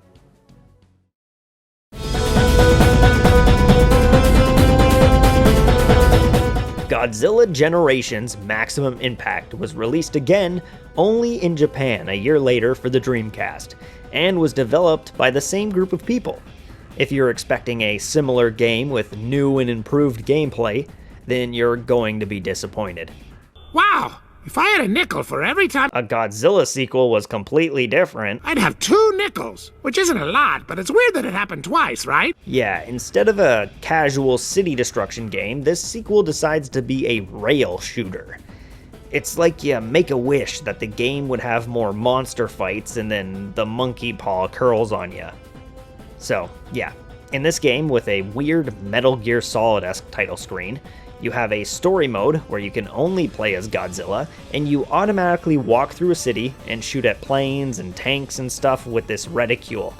Eventually, you make it to the end, and then the level's done. There are two different types of levels, though. There are the city levels, but there are also levels where you fight monsters, and these are much more interesting. There are a bunch of different monsters you'll fight while making your way through the game. Biollante, King Ghidorah, Mothra, Mechagodzilla, Space Godzilla, and more. The annoying parts about these fights is that your health doesn't recover between levels. So if you took a bunch of damage in the previous level, you'll start these fights at a disadvantage. And it's not like losing is a downside, you just restart, so it's almost more worth it to just lose on purpose at the start of the level and then start over with full health. It's a pretty bland and boring gameplay experience, but there are some cool features, like you can destroy pieces of monsters if you attack them enough, and it'll stop them from using abilities. Like you can blow up 2 of King Ghidorah's heads to stop him from using his many laser attacks, or you can damage an enemy's wings to make them stay on the ground and stop flying. The last 2 levels are the only really difficult sections in the game, at least that I had trouble with. One is a city level that throws a ton of planes and tanks at you and stun locks you pretty frequently, and the last one is a one-on-one fight with Destroya that took me so many tries to complete I actually had to lower the difficulty.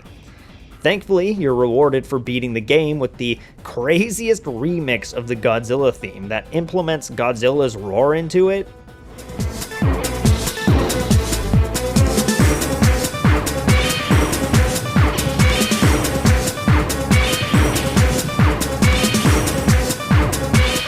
And after that, you get access to the viewer that lets you look at the 3D models used in the game. On its own, it's not a bad game, it's just not that great, and nowhere near as fun as the original, which is kinda too bad because they had a great formula that they could have used to make an even better sequel. Oh, I have been dreading this moment. Now, if you've gotten this far, you've seen me play a lot of bad Godzilla video games. But honestly, most of those were just bad due to the day and age they were made in, not due to their own design, but these really have no excuse. We are diving back into the Zilla rabbit hole one last time to talk about Godzilla the series, the video game, and its sequel, Godzilla the series, Monster Wars.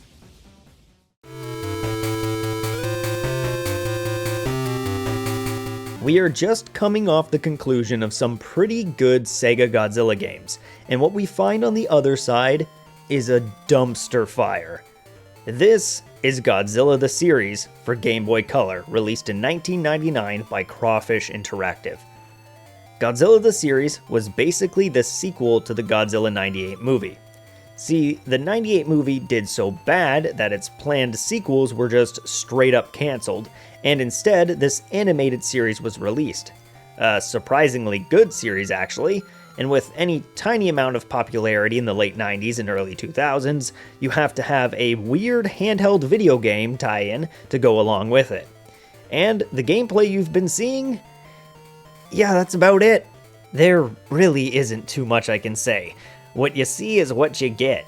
You automatically walk forward, you can shoot fireballs at the enemies that come at you, or stomp to destroy enemies on the ground, and you do that for about 10 minutes a level. At the end and in the middle of each level, there's a boss you have to shoot some fireballs at to defeat, and then you win. Between levels you get some dialogue from the characters from the animated show, but it's all pretty pointless. Yeah, I really don't know what else to say. I mean, if you hold the stomp button, Godzilla does a little dance. It's just amazing how not a game this game is. But a year later, Crawfish would come back with another slam dunk right into the trash bin with Godzilla the series, Monster Wars. It's very loosely based on the trilogy of Monster Wars episodes from the animated show. It includes amazing new gameplay mechanics, like a reticule to help you aim, a special breath attack, and needing to pick up health packs to heal instead of just regenerating health. Oh, and there's also music during the boss fights. Yeah, did I forget to mention, both of these games have zero music while you're playing them. It's just the never-ending echo of Godzilla stomping. I wish I was joking about those upgrades, but that's actually all the sequel offers. The graphics look the same, the gameplay is just as slow and boring, the title screens are almost identical, and the ending cinematic for beating the game is exactly the same, besides a slight change in color. I think the only positive thing to come out of this game is the line, "That's the first Godzilla. Watch out, guys, she has high-tech missile launchers installed." Like, what? Also, they spelled missile wrong. Like, you can't even get that. Oh. Alright, let's just move on to something weird to get the taste of this trash out of my mouth.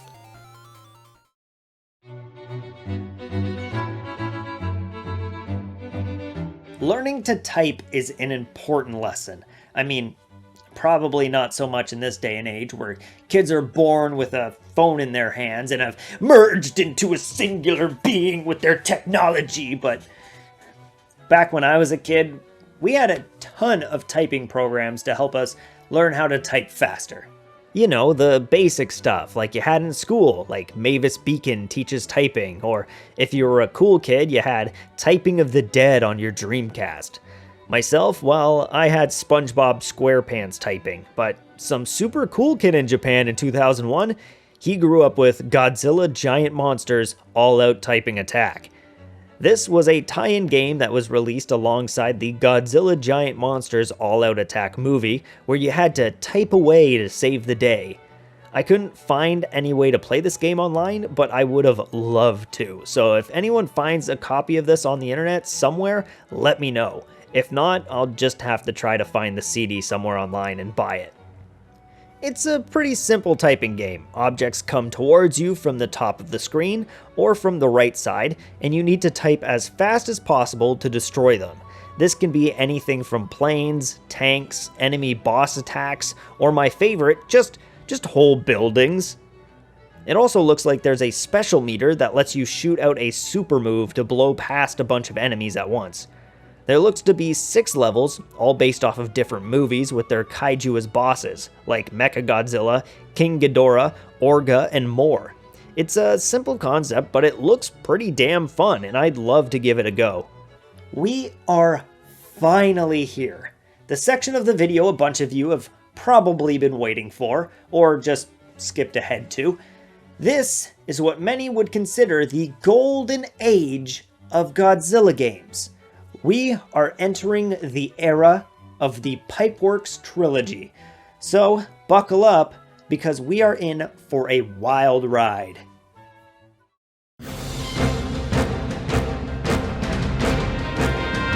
Most people consider the Pipeworks games to be the pinnacle of the Godzilla franchise, and for good reason. It's basically the love child of Godzilla and Super Smash Bros., pitting monsters against each other in up to 4-player combat.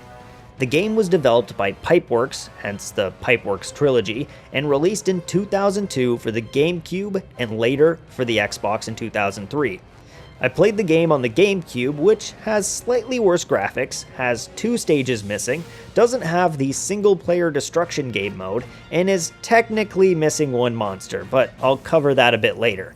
For now, let's hop into the story mode. You're given a small cast of characters to choose from that includes Godzilla 90s, Anguirus, and Megalon. But as you play and complete the story mode with each character, you'll unlock more and more playable monsters, up to 12 in total to choose from. The story begins with a transmission from the Vortak telling Earth that they have taken control of all of the monsters on Earth and tell the Earthlings to surrender or be destroyed. Thankfully, 1 monster has escaped, and that just happens to be you. Like I mentioned earlier, the game plays a lot like Smash Bros. Well, at least controls-wise. You have a punch, kick, and special attack that can all be modified depending on if you're moving towards or away from an enemy, or jumping or ducking, kind of like smash moves. Each character is also very diverse in their actions and all take heavy inspirations from the movies they appear in, making it a great time for any Godzilla fan. While running around the city battling your opponents, you can also pick up buildings to throw at your enemies, find collectible Atari logos that unlock images in the gallery, or power-ups that summon monsters like Mothra or Hedorah to help you in your fight. You can even get a rage mode that makes you extra strong and gives you a special move to use. After destroying all the monsters, you're teleported to the mothership and face off with the Vortac's greatest weapon, Mechagodzilla. Or, if you're playing as Mechagodzilla, Mecha King Ghidorah. After defeating the final boss, you get teleported back to Earth, and the Vortac retreat, threatening to one day return.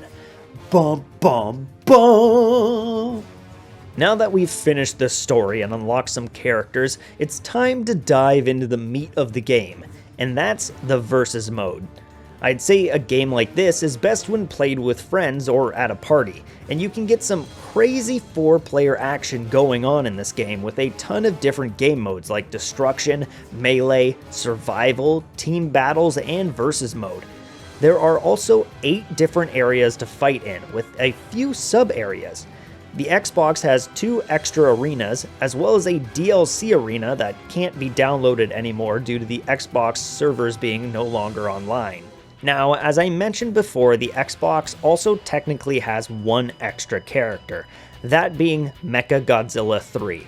When Destroy All Monsters was released in North America, Godzilla against Mechagodzilla hadn't been released here yet, so they scrapped Mecha 3 and replaced him with Mecha 2 instead. But the movie was out in Japan, so the Japanese version of the game has Mecha 3, as you can see here in the gameplay, but doesn't include Mecha 2 in its roster. The Xbox version is pretty much superior in every way, but it's also much more expensive to buy, unless you can get lucky on eBay. Unlike me, who got outbid by 25 cents in the last second. Damn you, whoever you are. Anyways, I can see why this game is so beloved by the community. It's got its own special brand of fast-paced party action that's just mindless fun. Now, let's talk about its handheld brother, Godzilla Domination.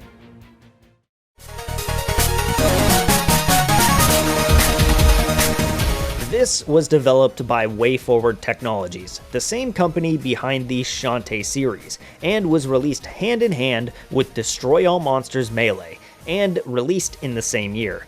I mean, our track record for handheld Godzilla games has been pretty bad so far, so let's hope with a solid team behind it we can get at least some quality out of this one. Right off the bat, we are on a decent start with a nice title screen and a banger theme song. Jumping into the main menu, we are given 3 different ways to play the game: story mode, versus mode, and custom mode. Let's dive into the story mode first. We are given the option to play as 6 different characters right off the bat. These are actually all the characters you can choose from in the game, no other unlockables to be found. It's nice to have the option to play everything right off the bat, but at the same time, a nice surprise or 2 unlockable is always exciting, so it sucks to miss that. Our options for playable characters include Godzilla, King Ghidorah, Rodan, Mechagodzilla, Mothra, and Megalon. I have to say, these sprites look amazing. It's some of the best sprite work I've seen on the Game Boy Advance. I'd even go as far to say that it's better than some sprite work I've seen in modern games. After picking our character, we get a little backstory that plays out pretty similar to Destroy All Monsters. A meteor is flying near Earth and causing all the monsters to go crazy except for one, and that just happens to be you. Now, it's time to dominate all monsters. Each monster has its own moveset and even rage attacks like in Destroy All Monsters. You can activate them if your power gauge is full enough. You can fill up your gauge by running around and destroying buildings and collecting power-ups. and once it's full, boom, rage mode activated. It's pretty satisfying, and each character has 3 different special moves it can use. You also have your basic attacks, special abilities, and you can throw enemies or buildings as well. The game also does a good job of giving you all this info inside the game, so you don't have to go looking for it. The story has 8 different levels that put you in different scenarios: one-on-one, team battles, free-for-alls, and handicap matches. It's pretty exciting, and before each match you get to see this awesome full pixel art image of the monsters in the fight. And holy moly, look at Megalon. Don't be intimidated, Squidward. Try to imagine him in his underwear.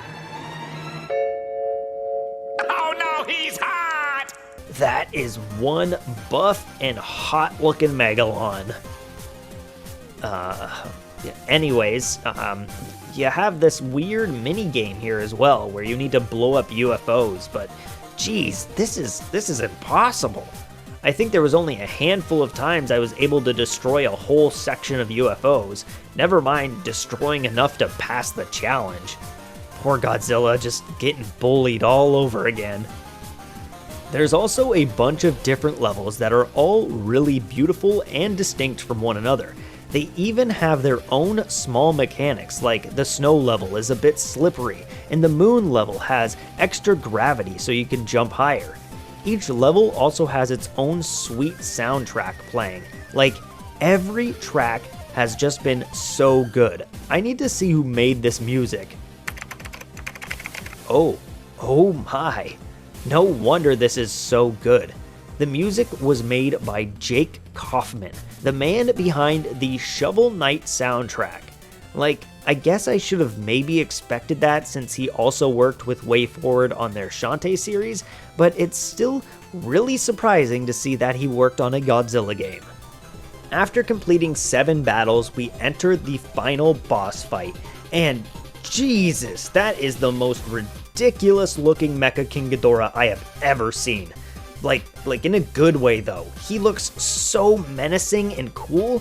This may just be my favorite version of Mecha King Ghidorah I have ever seen in any piece of media. Once you kick his butt by blowing up all of his heads, you get a small credit sequence that talks about how you blew up Meteor X, which was Mecha King Ghidorah's lair, and then each character gets their own ending sequence where the reporter talks about them. There's so much charm and detail in this small Game Boy Advance game, and I absolutely love it. This for sure is another of my top 5 games that I played for this video, and if you haven't played it, you need to give it a go. Plus, I haven't even touched on the other 2 modes. Custom mode allows you to make your own battles with up to 3 other CPU opponents. Sadly, you can't make yourself a CPU and just watch 4 monsters beat each other up, but you can change teams, CPU difficulty, and what level you'd like to play on. There's also a versus mode that lets you play with up to 4 people if you have a link cable. You don't even need 4 copies of the game. If you have just 1 copy of the game, your other 3 friends can still play, they'll just be stuck playing as Godzilla. I've said it once, and I'll say it again. One of the best Godzilla games made, and for sure, one of the best Godzilla handheld games so far. With those 2 out of the way, it's time to move on to their sequel, Godzilla Save the Earth.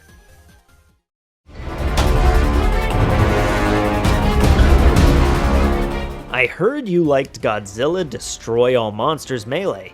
Well, how about that again, but better? Yeah, that's pretty much what Save the Earth is in a nutshell. Released in 2004 for the PlayStation 2 and Xbox, Save the Earth came crashing through the market and getting outstanding fan reception. Game reviewers didn't seem to care too much for it, but they obviously don't know much anyways. After 2 years of dealing with their horrible defeat in the first game, the Vortak return with a brand new brilliant plan where they take control of all the monsters and try to take over the world. But this time with Space Godzilla. Ooh. Honestly, the story's pretty much junk, and supposedly there was supposed to be a more detailed story, but it was scrapped during development. But do we really need a crazy story? when we're just here to, crush and destroy. I mean, Smash Bros. Don't need no story. It's okay to just have a fun game where you smash stuff.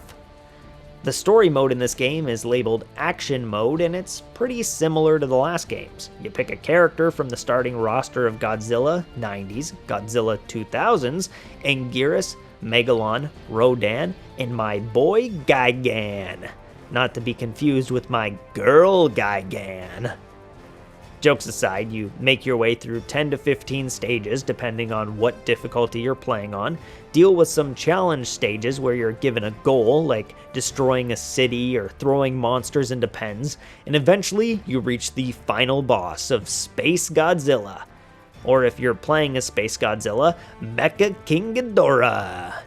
Why is Mecha King Ghidorah always the extra boss? What's wrong with Mecha King Ghidorah?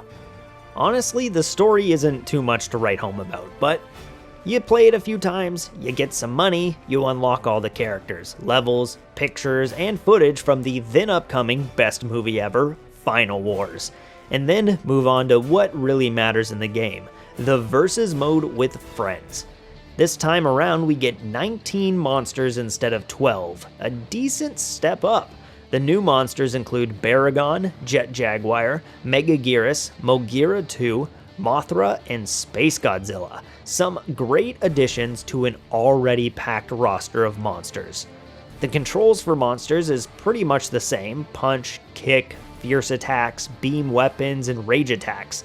But this time, some monsters also have special abilities. For example, Gigan can teleport, or Megalon can burrow underground and chase you around.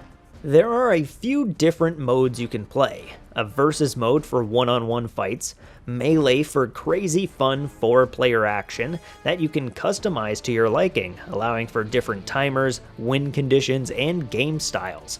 A survival mode where you fight an onslaught of monsters one after another and have to try and survive as long as you can. And a challenge mode that has a bunch of different challenges and mini-games like playing basketball, destroying cities, or defeating monsters in special ways. Another great addition is the addition of day and night levels. Every level now gives you the option to play it during the day or during night, which I really enjoyed. Something about seeing buildings blow up in a nighttime city is just so beautiful. That is pretty much all I can say though. And it's all I really need to say. They took a great game and just improved on it in every way possible. It feels better, it looks better, and it has more content in it. Something I didn't mention is that the game also included online multiplayer. Sadly, both the Xbox and PS2 servers have shut down, so you can't play that game mode anymore. But it does seem like there are some Discord communities dedicated to holding Save the World private servers for the PS2 version, so if that interests you, then I'd advise to give it a look. We are now onto the final game of the Pipeworks trilogy, but we're going to handle this in 2 parts. Part 1 will be the PlayStation 2 version of the game, and Part 2 will be the Wii version, since the 2 games are similar but have a fair amount of differences that I feel need to be addressed. So, let's take a look.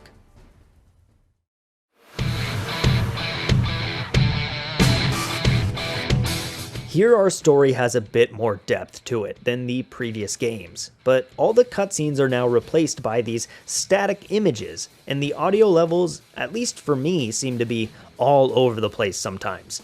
I can hear them perfectly, or other times I can't tell what they're saying at all. I'm pretty sure this chick is also voiced by Cortana from Halo, but I could be wrong on that. Yes. Earth's guardian monsters must know that the crystals are harming the planet. The story in a nutshell is that giant crystals are falling from space, giving monsters strange abilities, making them go mad, and causing natural disasters around the world. Now, it's your job to save the world. Or not, it's up to you. Yeah, there are actually 3 endings to the story in this game depending on what faction you play as: Alien, Mutant, or Global Defense Force. In the end though, you learn that the thing causing the giant space crystals to crash into Earth is the giant space crystal monster Space Godzilla. No way! The biggest change in the game, and one of the things I hated the most about it, was the special moves were removed and replaced with these things called critical mass in the Wii version and power surges in the PS2 version. These are special abilities or power-ups that every monster can get and are the same no matter what monster you're playing as. This really takes away from how unique each monster felt in the last two games. The roster is also increased once again to 20 characters on the PS2 version, adding Batra and an original kaiju called Obsidius, and the Wii version has a whopping 26 monsters, adding Godzilla 54, King Caesar, Varan, Biolante, a new character, Crystalac, as well as Obsidius mentioned in the PS2 version, and Titanosaurus. The story also features some special boss fights, like a matchup with the Gotengo, or as it's called in this game, the Atorgon, though that boss fight sucked big time. It was so hard to lock onto the boss, and hitting it as well was almost impossible while it was flying around. And the whole time you're trying to do that, you're getting frozen and stun locked. I hated that boss fight. For game modes, we just have story and brawl. There's no challenge mode, there's no day and night level choices for levels anymore, there's no online multiplayer. It honestly just feels like a really big downgrade from Save the Earth, which is a bummer. Even the gameplay just doesn't feel as fleshed out, and the camera angles make it a struggle to sometimes see what's going on, especially in larger scale battles. Now, for the Wii version, there are some upgrades to the story. Most of it stays pretty similar, but certain sections get expanded on. There's more mechanics in a lot of the boss fights, and the critical mass system is definitely more fleshed out than it was in the PS2 version. But like I said before, it feels like this is just a downgrade from the rage and special moves that Save the Earth had. The Wii version also obviously implements motion control, so instead of the basic attack plus direction combat, you now have to press an attack and then swing your remote in a direction. There's just a bunch of motion controls, and it really messes with how the game plays. Like, I'm the kind of guy who defends the motion controls in Skyward Sword, but this just feels bad. Even when I'm trying my best to, take my time and do moves properly, it still feels so cumbersome and tiring to swing all over the place. It even makes stringing basic combos together a chore. They also changed the health system in the Wii version for some reason, so instead of having a health bar, you have health chunks, and each chunk is basically its own health bar. I didn't think it was that bad, but that's probably because I was on an easier difficulty, so most enemies only had 1 or 2 chunks of health. But for some reason, Titanosaurus has 5 every time you fight him, no matter what. Seriously, every time I had to fight him, my whole arm hurt after the fight, and I had to take a break. The PlayStation 2 version isn't horrible or anything. It's just like, well, I don't know, not great. And I'd say much worse than the 2 games that came before it, so I don't know, I don't find much of a reason to pick it up and play it. The Wii version, on the other hand, it's bad. I really want to like these due to knowing that the trilogy is so loved, but I don't know, I just couldn't bring myself to enjoy it. And I know when I go to grab one of these pipework games to play in the future, I'll be grabbing Save the Earth for sure. There is one hope though. Unleashed did have a handheld release alongside it like Destroy All Monsters Melee did, and Godzilla Domination was amazing. So maybe Godzilla Unleashed Double Smash will be a smash hit?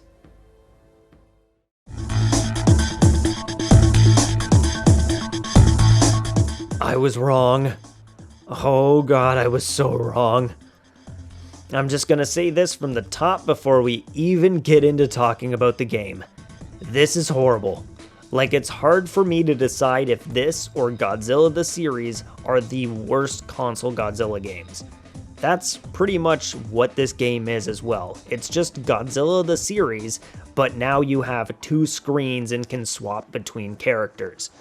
I think the only advantage of this one is that it at least has some variation to it. You can unlock more characters to play as, you have special abilities, and a few more moves, but that's about it. You automatically move to the right and attack things that come at you, and after about 3 or 4 minutes, a giant crystal gets in your way and you need to spend another minute pressing buttons on the screen that don't really fit the timing at all. And then if you did good, you get another power-up of some kind for 25 seconds, and then again, you keep moving on forward for another 3 or 4 minutes before you eventually hit a boss. Rinse and repeat for multiple levels until you've beat the game. The worst part is that you don't even have to play the game if you don't want to. During every part but the boss fight, if you just spam the button to change characters, you'll never get hit by anything, and you can just survive with full health till you get to the boss fight. I mean, you'd still have to sit there and wait for 7 to 8 minutes while you get to the boss fight, so does it really matter? Not really. There are also 4 monsters you can start the game with, and 6 more to unlock, but there's no way I'm playing this anymore just to unlock more characters. I will give it credit for having a large cast of monsters though, with 14 monsters on top of the 10 you can play as, so it gives a decent variation of monsters to see throughout the game. I'm not a big fan of the art style used, but it's not bad. There also seems to be a multiplayer function, but I have no one who would want to play this with me. And it seems like no one else ever has wanted to play this game mode either, because I can't find any information or gameplay of it online at all. So I guess we just won't talk about it. I'd say it's probably a little bit better than the Godzilla series games due to it having a few interesting mechanics, like this lava level where you need to switch screens to avoid being burnt, and the different monsters and gameplay between the 2 screens does give it a bit more variation, but yeah, it's still bad. Alright, so it's around this time between the years of 2006 and 2009 that Toho started licensing Godzilla out to mobile games, slot machines, and pachinko machines. So we're going to quickly cover all of those before moving on to what I like to call the modern area of Godzilla games.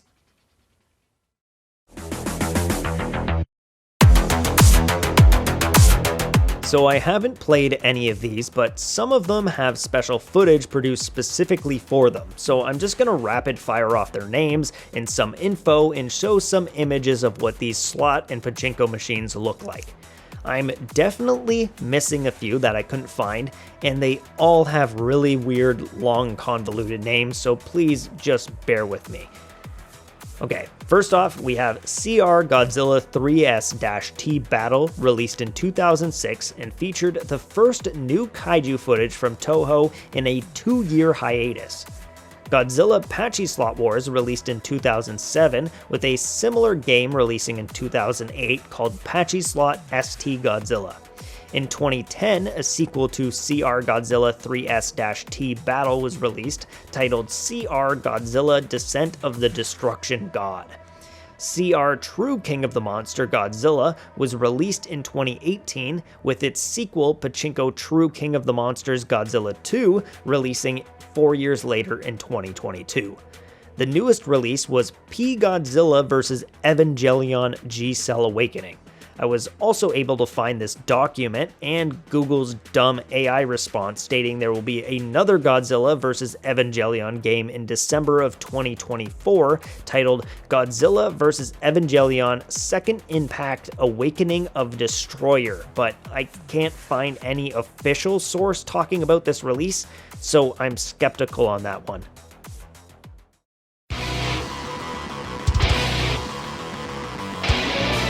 Now for the mobile games. Some of these I'm going to skim over, others I'll be a bit more in depth about. First up is Godzilla Monster Mayhem 2D and 3D, both released in 2009. The 3D game is more of a 2.5D fighting game that pits Godzilla and Ghidorah against each other. It's a pretty basic fighting game and looks pretty decent for what was releasing back in 2009. The 2D game has you smashing through some small cities, tanks, and from what I can see, Mothra and Ghidorah. Both of these games have since been removed from the App Store and can't be played anymore. In 2014, Godzilla Strike Zone was released for iOS and Android, and it has you roaming a destroyed city with Godzilla around. You walk around with a gun like it's a first-person shooter, but from all the gameplay I've seen, the only time you use the gun is to shoot inanimate objects like trash cans and stuff. It looks pretty dumb. Interestingly enough, in 2014, we got another game by Pipeworks called Godzilla Smash 3 for iOS and Android. It's pretty much just a bejeweled rip-off game themed around the 2014 Godzilla movie. Man, Pipeworks really went down the pipe after the Godzilla trilogy. Since then, they've just kind of ported games, made bad mobile games, and are now pretty much just helping develop Call of Duty and Madden. 2016 gave us our first actually well put together mobile game, titled Godzilla Kaiju Collection. It was sadly shut down a year later in 2017. The gameplay has you collecting kaiju and then using them in turn-based battles, and honestly, I really love the designs used for a good amount of these characters. In 2019, my favorite Godzilla mobile game, that I actually still play today, was released, titled Godzilla Defense Force. It's a standard clicker game that has you tap on the screen to destroy monsters and kaiju bosses.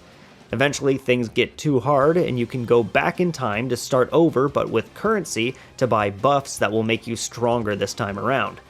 You can also unlock cards that you can use to buff yourself or summon kaiju to help you fight.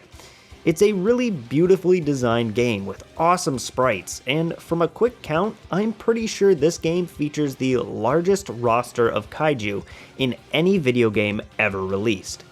I'd say the most prominent mobile Godzilla game currently on the marketplace is Godzilla Battle Line, released in 2021. It's pretty much a Clash Royale knockoff that really leans into the gacha and standard mobile game practices we all know and hate today. It's honestly not a bad game itself, it's just all the slimy mobile game features all over the place that make it a pain to play through. Also released in 2021 is the worst product Toho has ever released, Godzilla Run. And I'm just gonna say it, Toho should be disgusted and ashamed by this game, and I'm amazed it hasn't been pulled from the marketplace in the 3 years it's been up. You click a bunch of stuff on the screen, and use that to level up your Godzilla, and then race him against other kaiju. But damn, is everything about this game just atrocious? Like, I'm just gonna have you listen to the sound effects for a second here.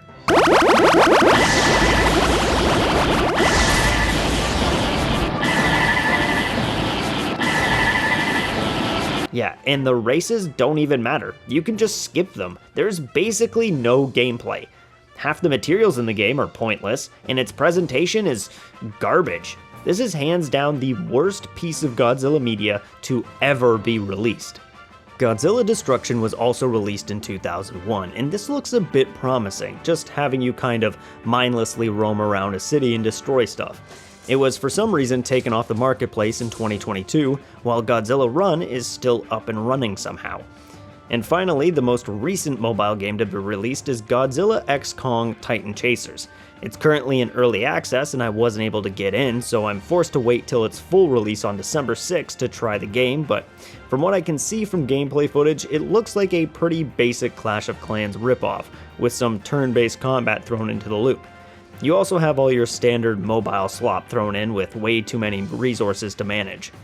I've never really gambled in my life, so I can't recommend any of the pachinko or slot machines, but I can say that out of all of the mobile games on the market, Defense Force and maybe Battle Line are the only things worth your time.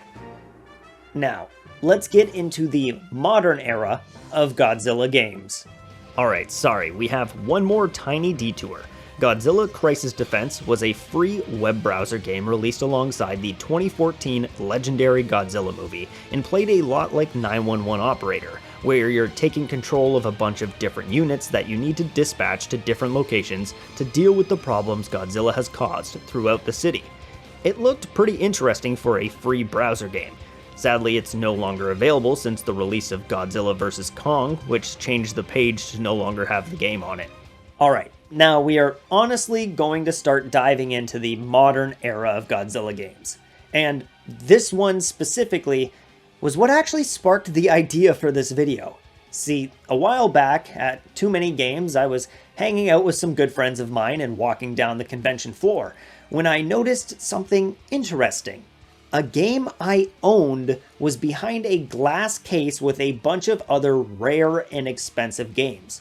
So I had to take a peek and was instantly blown away that the birthday present my wife got me back in 2014 was now worth $300. I mean, since then it's dropped down to $200, but still, Jesus, that's crazy.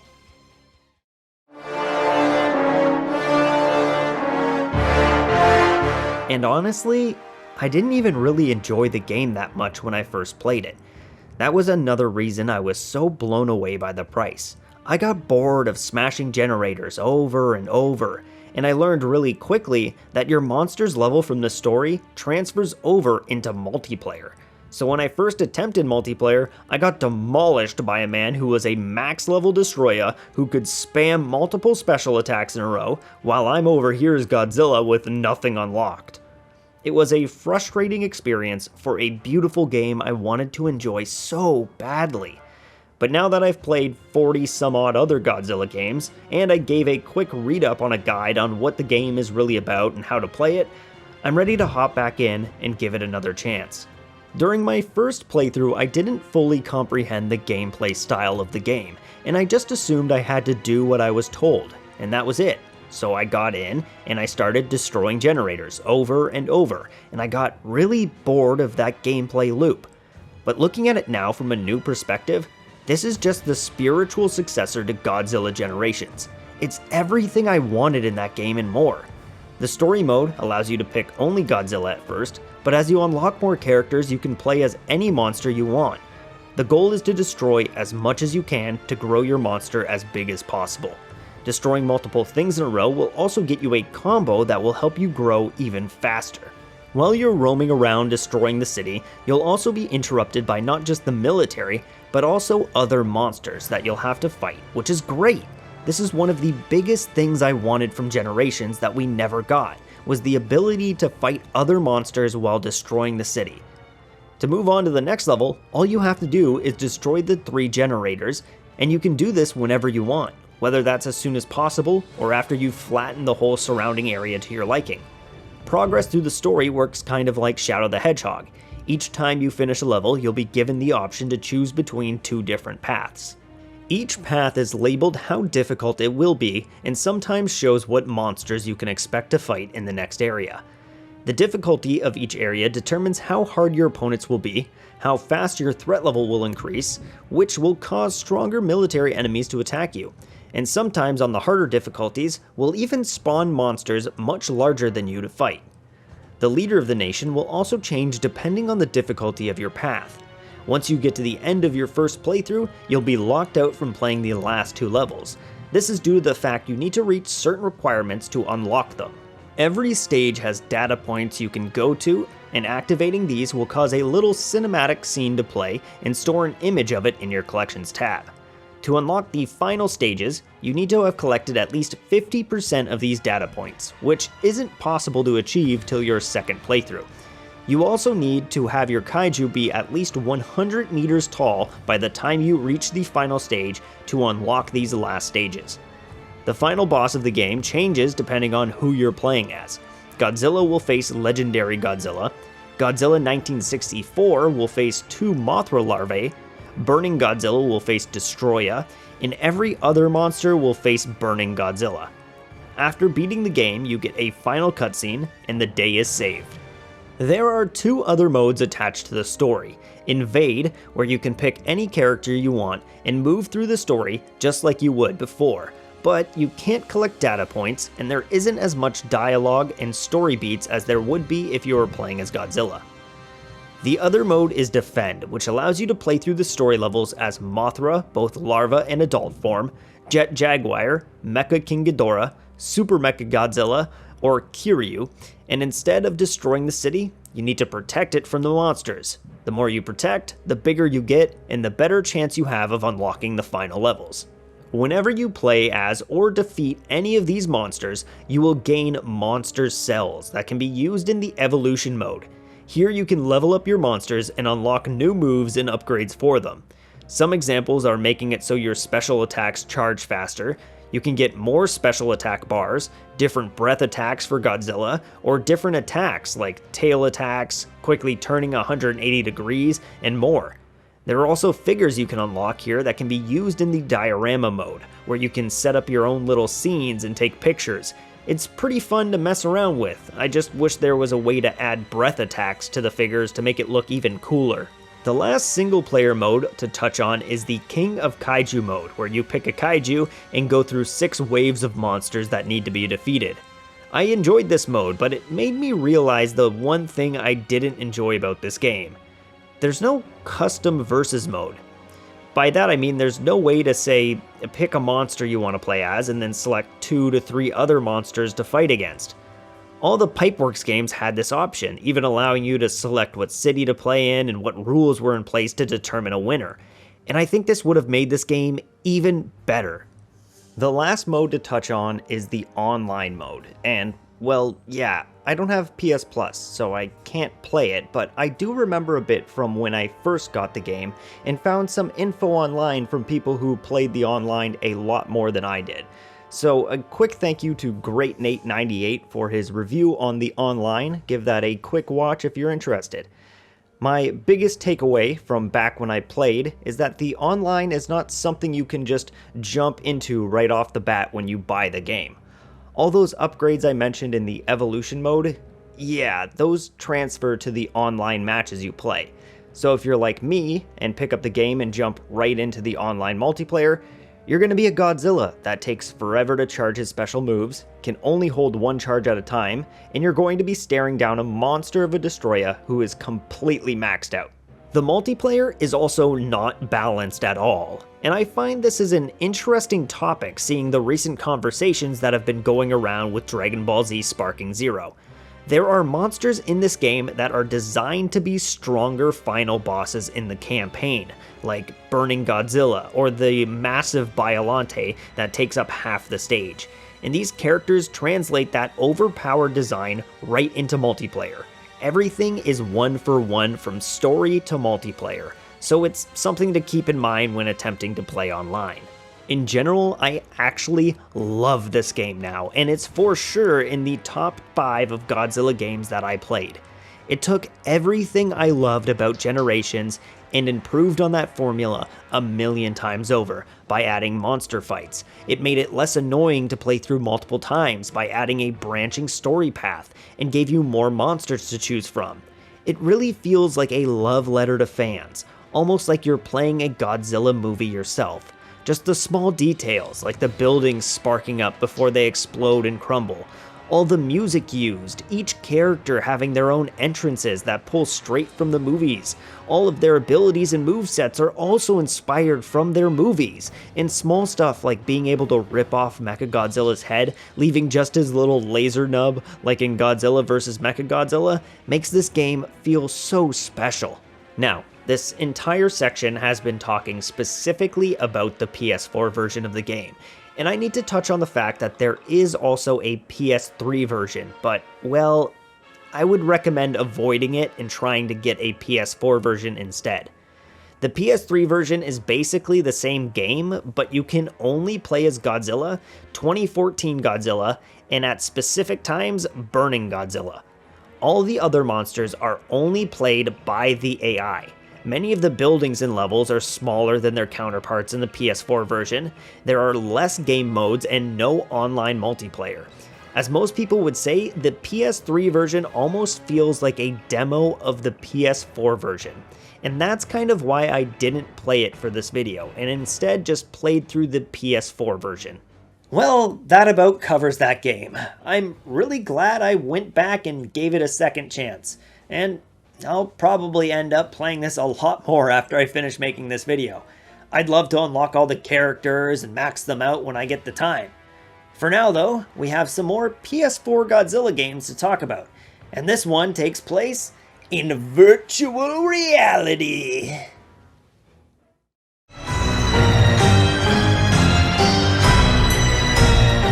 This is Shin Godzilla for the PlayStation VR, released by Sony in 2016 to promote the release of Shin Godzilla exclusively in Japan. I don't know if you can really call this a game, it's more of an experience, but it's on a PlayStation, so let's give it a try. You start off in an already destroyed city as you see Godzilla's tail overhead. It quickly wraps around some buildings before Shin Godzilla appears from behind the building and starts stomping towards you. He starts getting attacked by some jets and then gets angry and stomps some rocks around. And then you die. GG, game over, get good. Yeah, this was kind of a short entry on the list, but I'm trying to cover as much as I can, so I'm fitting everything where possible. The next entry, though, is a big one, and it's a weird one as well. A spiritual successor to Godzilla's Disaster Report series, released in 2017, titled City Shrouded in Shadows.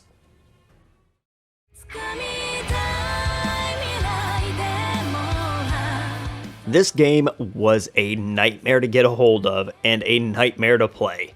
City Shrouded in Shadows is a Japanese exclusive game, and it released physically, so I could have ordered a copy from Japan and played it that way, which would have been easier, but I wouldn't have gotten the game till late December. To compare, I started recording gameplay for this game in early October, so I needed to get my hand on a digital copy of the game. Easy, right? No. I first attempted to make a Japanese account on my PS5 and look through the marketplace to find it, which I couldn't. No matter how I typed the name in, it just would not show up. I was going to try to look through the marketplace on my PS4, but I moved recently and it was packed, so I couldn't even try that. Eventually, I found a link to a website of the game that gave the name of the game in kanji, and I was able to copy that and bring it to the PlayStation Store on a web browser and paste it in there. Bam! There it was. Too bad you can't buy Japanese games with Canadian money. So I ended up having to go to PlayAsia, shout out to PlayAsia, and buy Japanese PlayStation currency and then use that to buy the game off the marketplace. What a nightmare. But I managed after hours of searching to finally get the game running. So what exactly is this City Shrouded in Shadows, you may ask? Well, like I mentioned earlier, it's a spiritual successor to Disaster Report. But that may not help you understand. To best describe it, it's a game where you play as a normal person trying to make your way through a natural disaster. For example, in the first game, there's a massive earthquake that destroys the entire city you're in. The story is really the main importance of these games, giving you both emotional moments mixed with the kind of enjoyable humor you would find in a Yakuza game. It really shares a lot of similarities in humor and stories to Yakuza, but completely different gameplay styles. So now imagine all of that, but the natural disaster is a bunch of giant monsters, and there you go. That's City Shrouded in Shadows. The game doesn't just include monsters from Godzilla. You'll also find yourself trying to survive around characters from the Ultra series, Neon Genesis Evangelion, Gamera, and Paltalabor. Now, this entire game is in Japanese, and I really wanted to actually experience the story and characters. So, I spent the last 6 months taking Japanese classes to learn. No, I'm just kidding. But I did pretty much spend the entire game with my phone in one hand, pointed at the screen using Google's amazing translation features to help me through the game. And honestly, it did a pretty good job. You can see some footage I recorded here while playing of how well the app will translate games for you. It does seem to have some trouble figuring out Japanese pronouns, but I was able to kind of just correct that in my head while I was reading through the game. Also, once again, there is a weird amount of English text in menus, which I don't understand since this is only released in Japan. There must be some kind of social thing I just don't understand on why menus in Japanese video games are often in English while the rest of the game is in Japanese. The game starts with you choosing if you want to be male or female, and then you need to choose a companion of the opposite sex of what you chose. So I picked this dude to be my main character, and then picked this girl to be my companion. You also get to decide what this special girl means to you, if she's your friend, lover, or just some person you don't know that well. You set off to meet her, and you are very quickly encountered with giant monsters wreaking havoc in the city. And for some reason, you decide that you need to keep walking towards them because you still need to meet this girl. This dude is crazy. I would have been running in the opposite direction. Seeing these giant monsters fight while you're standing right at their feet is pretty cool. You can even hold R2 and get a better view of them if you want. Just don't wait around too long or the monsters may land on you. Honestly though, death in the game is never really a problem. The only times I died was because I was messing around and got stepped on or something like that. Every time you get to a save point, the game fully heals you, and they're all over the place, sometimes literally in view of one another. You also have food and drinks you can buy to heal you, and I never needed these outside of 1 or 2 specific sections in the game. I don't want to say too much on the story since it's the main interest point in the game, and kind of want to avoid spoiling it. But I really loved it. It follows you and the girl you picked and a couple other reoccurring characters as you travel around the city dealing with monsters, the mafia who seems to be after you for seeing a money handoff, and trying to find out why the monsters keep appearing. You spend most of the game trying to help out others as they try to escape the destruction of the city or work on ways to deal with the monsters.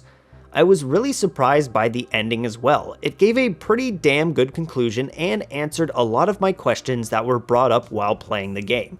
Who are these people around me? Why does the mafia keep chasing me? Where did the monsters come from and why are they attacking the city? All of these things get answered in a satisfying way by the end of the story. The game gives you plenty of dialogue options to use through the game, allowing for different playstyles while you play through. You can act heroic or like a coward, or if you want to be weird, you can choose all the horny options that are thrown around to see the funny interactions between characters. There are plenty of humorous bits in the game, and it was a big draw for me into the gameplay. There's one section in the game where the story briefly splits and you can choose to save the girl you're with or just let her go, and well, if you let her go, the next chapter is just you dealing with the trauma of what you did. And I was like, you know what? Why not let's just pick all the weird, dirty options and see where this leads? Well, it led to a 5-minute long makeout session with beautiful background music. I'm not lying, I timed it. These choices sadly don't affect the story all too well. Even the biggest one where you decide to let the girl die or not just ends up shoving you back into the storyline like nothing ever happened. So that's a pretty big downfall.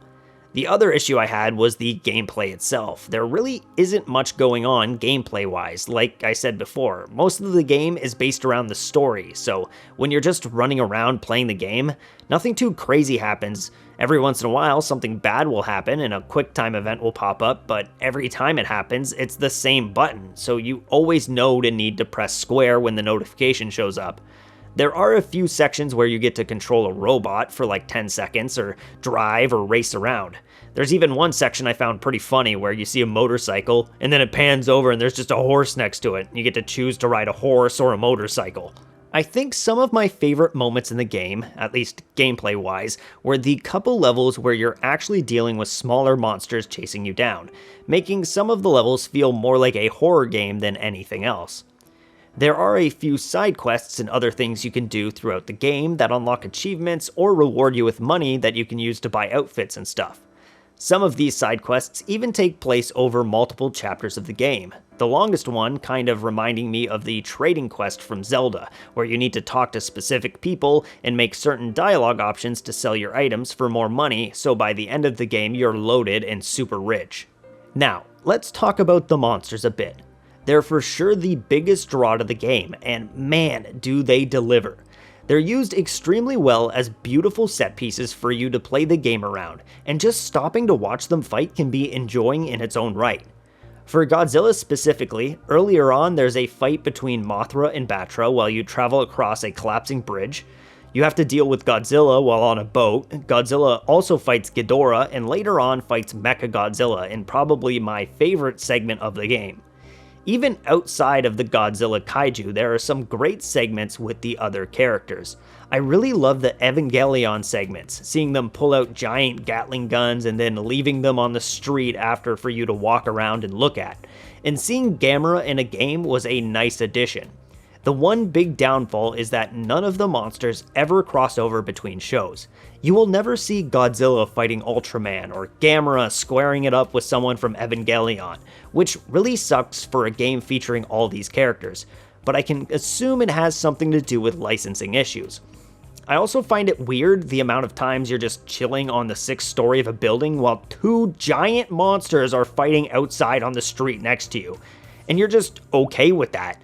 Like, I'd be freaking out and running away, but our characters, nope, just another day at the office. I really enjoyed this game and wish there was a translation of it so I could more easily enjoy it and check out the side quests and just see what the random people on the street are saying, because some of the storylines in this game are really fantastic, and at some points, depressing. They really hit on what life is like for people who have to live through natural disasters. For example, there's one couple you meet on a bridge who are stuck there trying to get out and meet their father so they can get his approval for marriage. They hand you a video game the husband had been working on and ask you to deliver it to their father. Eventually, later on that level, the bridge collapses, and you can only assume that everyone you met on that bridge must have sadly passed away in the disaster. Later in the game, you meet the father and can choose to give him the video game, and it gets really heavy, with him talking about the loss of his daughter and her boyfriend and how he may have been too hard on them. It's really depressing stuff, and it happens a few times in the game, and really makes you think about how people in the real world would have to deal with the loss and destruction during hurricanes, earthquakes, and other natural disasters. It's an interesting game concept that I've never really seen taken on before, and has me sort of interested in checking out the rest of the Disaster Report series later on. But for now, we have a few Godzilla games left to talk about. We are nearing the end of our adventure.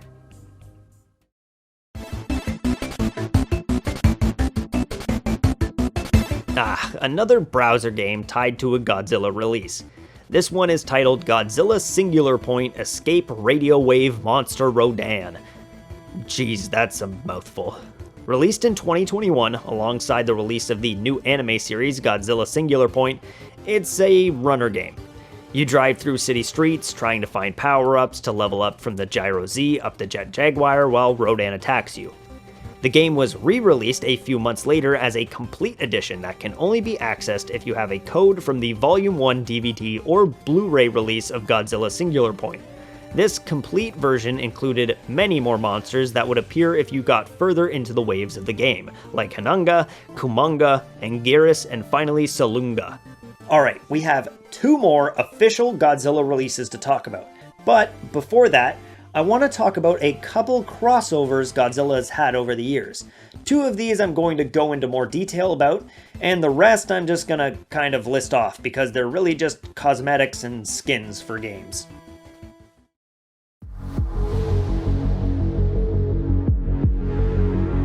The first of the 2 crossovers is Giga Bash. This is a brawling game heavily inspired by the Pipeworks trilogy, having giant kaiju monsters run around and destroy cities and battling it up into 4-player combat. There's plenty of things to do here, from a story mode giving a backstory to many of the original monsters in the game, regular player matches, an arcade mode where you fight through multiple monsters in a row, and even mini-games with a bunch of random stipulations like defeating the player with the highest bounty, using vehicles or weapons to defeat your opponents, and throwing giant hamburgers at each other to win. It's a pretty fun game, and they have 4 DLCs and a 5th one on the way soon.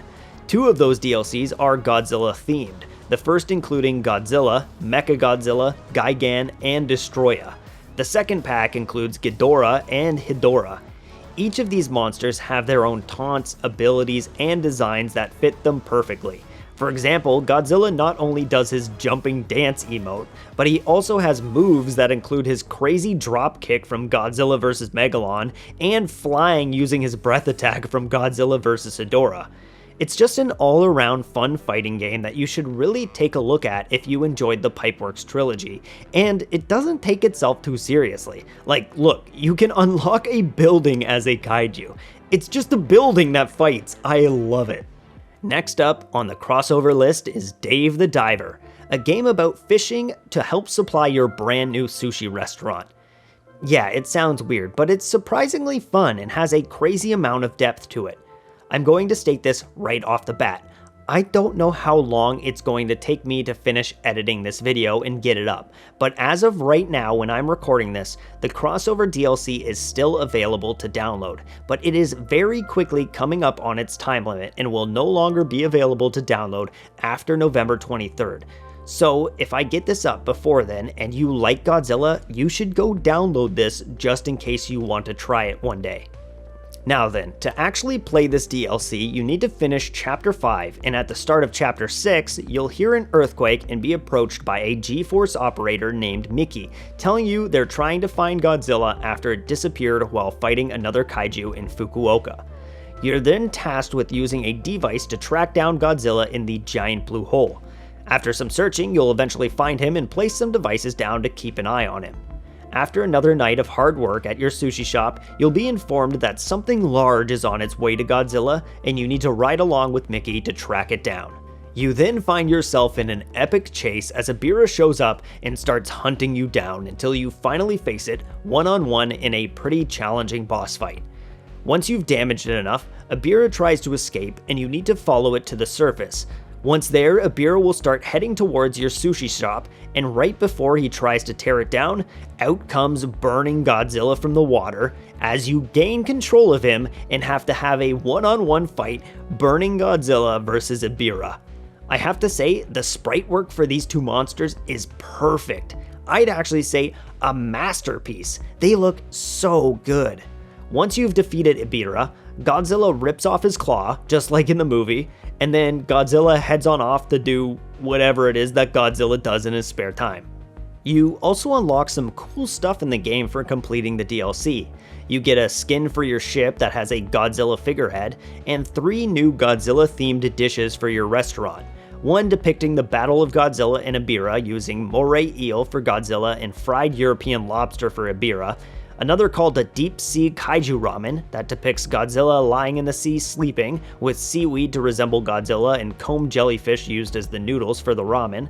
Then last, a dish is depicting the submarine chase between Ebirah and you, with Ebirah being California spiny lobster and your sub being made of barrel eye. They're really cute dishes and I love the attention to detail in the game. Now let's run down a quick list of other games that have crossed over with Godzilla.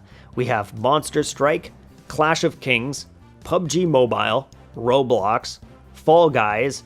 I have to say the use of Ghidorah's heads as hands in this costume set is probably my favorite.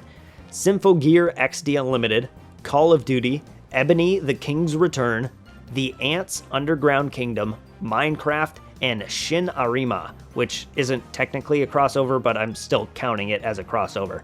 I'm adding this onto the video after the fact because in the short time span since I've started editing this video, we received 2 more Godzilla crossovers. The first is Godzilla as a playable character in Super Monkey Ball Banana Rumble. That released on November 26th of 2024. I really loved that after you beat the level, Godzilla just flies into the air using his atomic breath. The other release was a big surprise, with Godzilla skins releasing in Fortnite. Now you can run around popping heads as Godzilla and then do a dance while wearing Jordans. Jeez, Fortnite is such a weird game.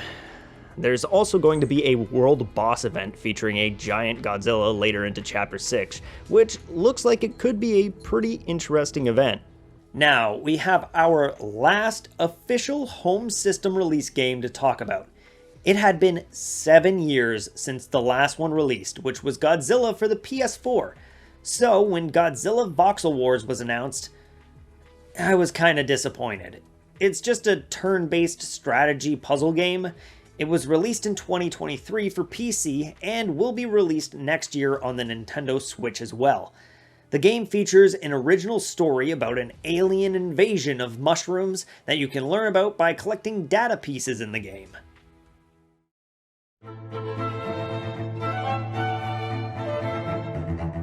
I really didn't have high expectations for this game after looking at it, and after playing it for a while, I was really blown away. This is actually a really well-made game. Yeah, it's no Godzilla PS4, Generations, or Pipework game, but it's fun, and that's what really matters. You start the game and it throws you in World 1 that has 20 levels, and at the beginning you're just Godzilla. You need to work your way through these puzzles, trying to finish them in the least amount of turns, and make sure none of the monster mushrooms destroy any of the buildings. The better you do, the more stars you get. You later unlock more Godzilla characters to use to help you solve puzzles, and they all have their own attacks and abilities to help you get to the solution. These aren't just basic, easy puzzles either. Even on World 1, I was struggling to get a perfect 3 platinum stars on some of the levels. And when I finally figured out the solution, I was like, oh, no way, I didn't even think about that. For example, Rodan has the ability to push enemies away, and when they hit an object or another enemy, they'll take damage. But one of the levels earlier on has you summon Rodan, and to get a perfect, you need to make him attack Godzilla to help Godzilla reach a faraway monster faster, which was pretty cool.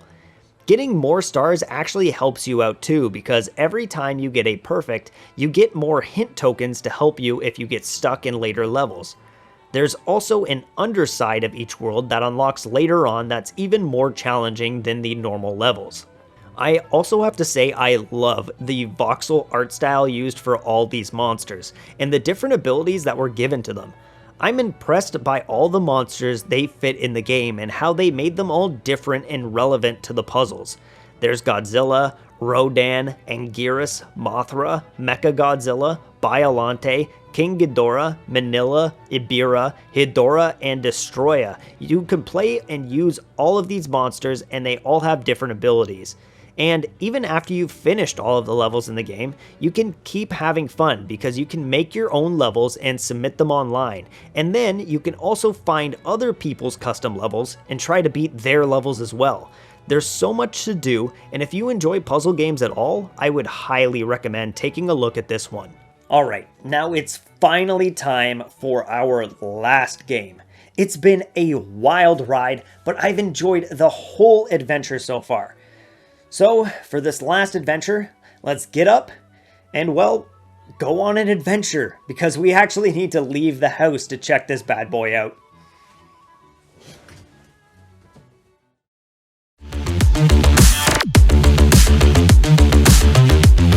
So I drove down to the closest arcade I could find that happened to have this. This is Godzilla Kaiju Wars VR, and it's my new favorite arcade experience. This thing is amazing. At first I was a bit skeptical because it's a VR game, but it made everything so much better. The whole game takes place in VR, and you sit in this chair with a turret in front of you while the whole machine moves. And it even blows air in your face to simulate the feel of flying through the sky or diving down near the water. Everything felt so damn good, and I'm not exaggerating when I say it's also the best VR experience I've had. The only downfall for the game is the hefty cost to play. I paid $50 for 330 credits, and each play costed me 28 credits. So if my math is right, that's about $4.24 per game. Comparing that to something like the Mario Kart game that was there, that only took 8 credits per play, that's about $1.21 per game. To be fair though, I totally think it's worth it, and I'm planning to go back eventually to play it more. So, for the actual game, you're given 2 levels to choose from, a Manda level and a Mechagodzilla level. Both levels have you flying around shooting random monsters and robots on the streets, while also having to deal with Godzilla and the monster of your selected level. And some of the stuff in this game is so satisfying and cool. I think the best example is the segment where it has you fly up to Godzilla's face as he starts charging an atomic breath attack, and you need to quickly shoot his mouth to stop it, and then afterwards you fly over him and then down his back through all his spines. I loved this part. It also looks like from promotional material that 3 more levels will be available eventually. From some pictures, we can also see Gigan and Kiryu will be selectable levels eventually, with no information on what the 5th level will entail. My best guess is that we'll probably get some more information on these levels sometime around November 19th during the IAAPA Expo, and as soon as they drop, I'll be heading back out to play this beast some more. Too bad I'll never be able to afford to have just one of these in my house. Jeez, look at that price. There are a few other Godzilla arcade games, but I don't want to go too in-depth on those. But just to name some, there's Godzilla Wars, Fight Mechagodzilla, Duel Godzilla vs. King Ghidorah, Shoot Shoot Godzilla, or in the United States, Godzilla Wars Jr., and more recently announced Godzilla vs. Kong Smasher and Godzilla Kaiju Drop. Oh, well, that was a lot of Godzilla. You don't say! Yeah, but I mean, it was fun, and I hope you also enjoyed this crazy adventure I decided to embark on. And I want to give a big thank you to all of the people at Wikizilla. They did an amazing job at cataloging everything that has to do with Godzilla. Now, just looking at the script as I finish it up, I can only assume this is going to be a couple hours long. So thank you for sticking it out this long if you're still here. And while you're here at the end of the video, don't forget to leave a like and subscribe, and let me know below, out of all of these games, what ones you liked the most, or want to try yourself for the first time. And until I see you in the next video, have yourself a very Godzilla day.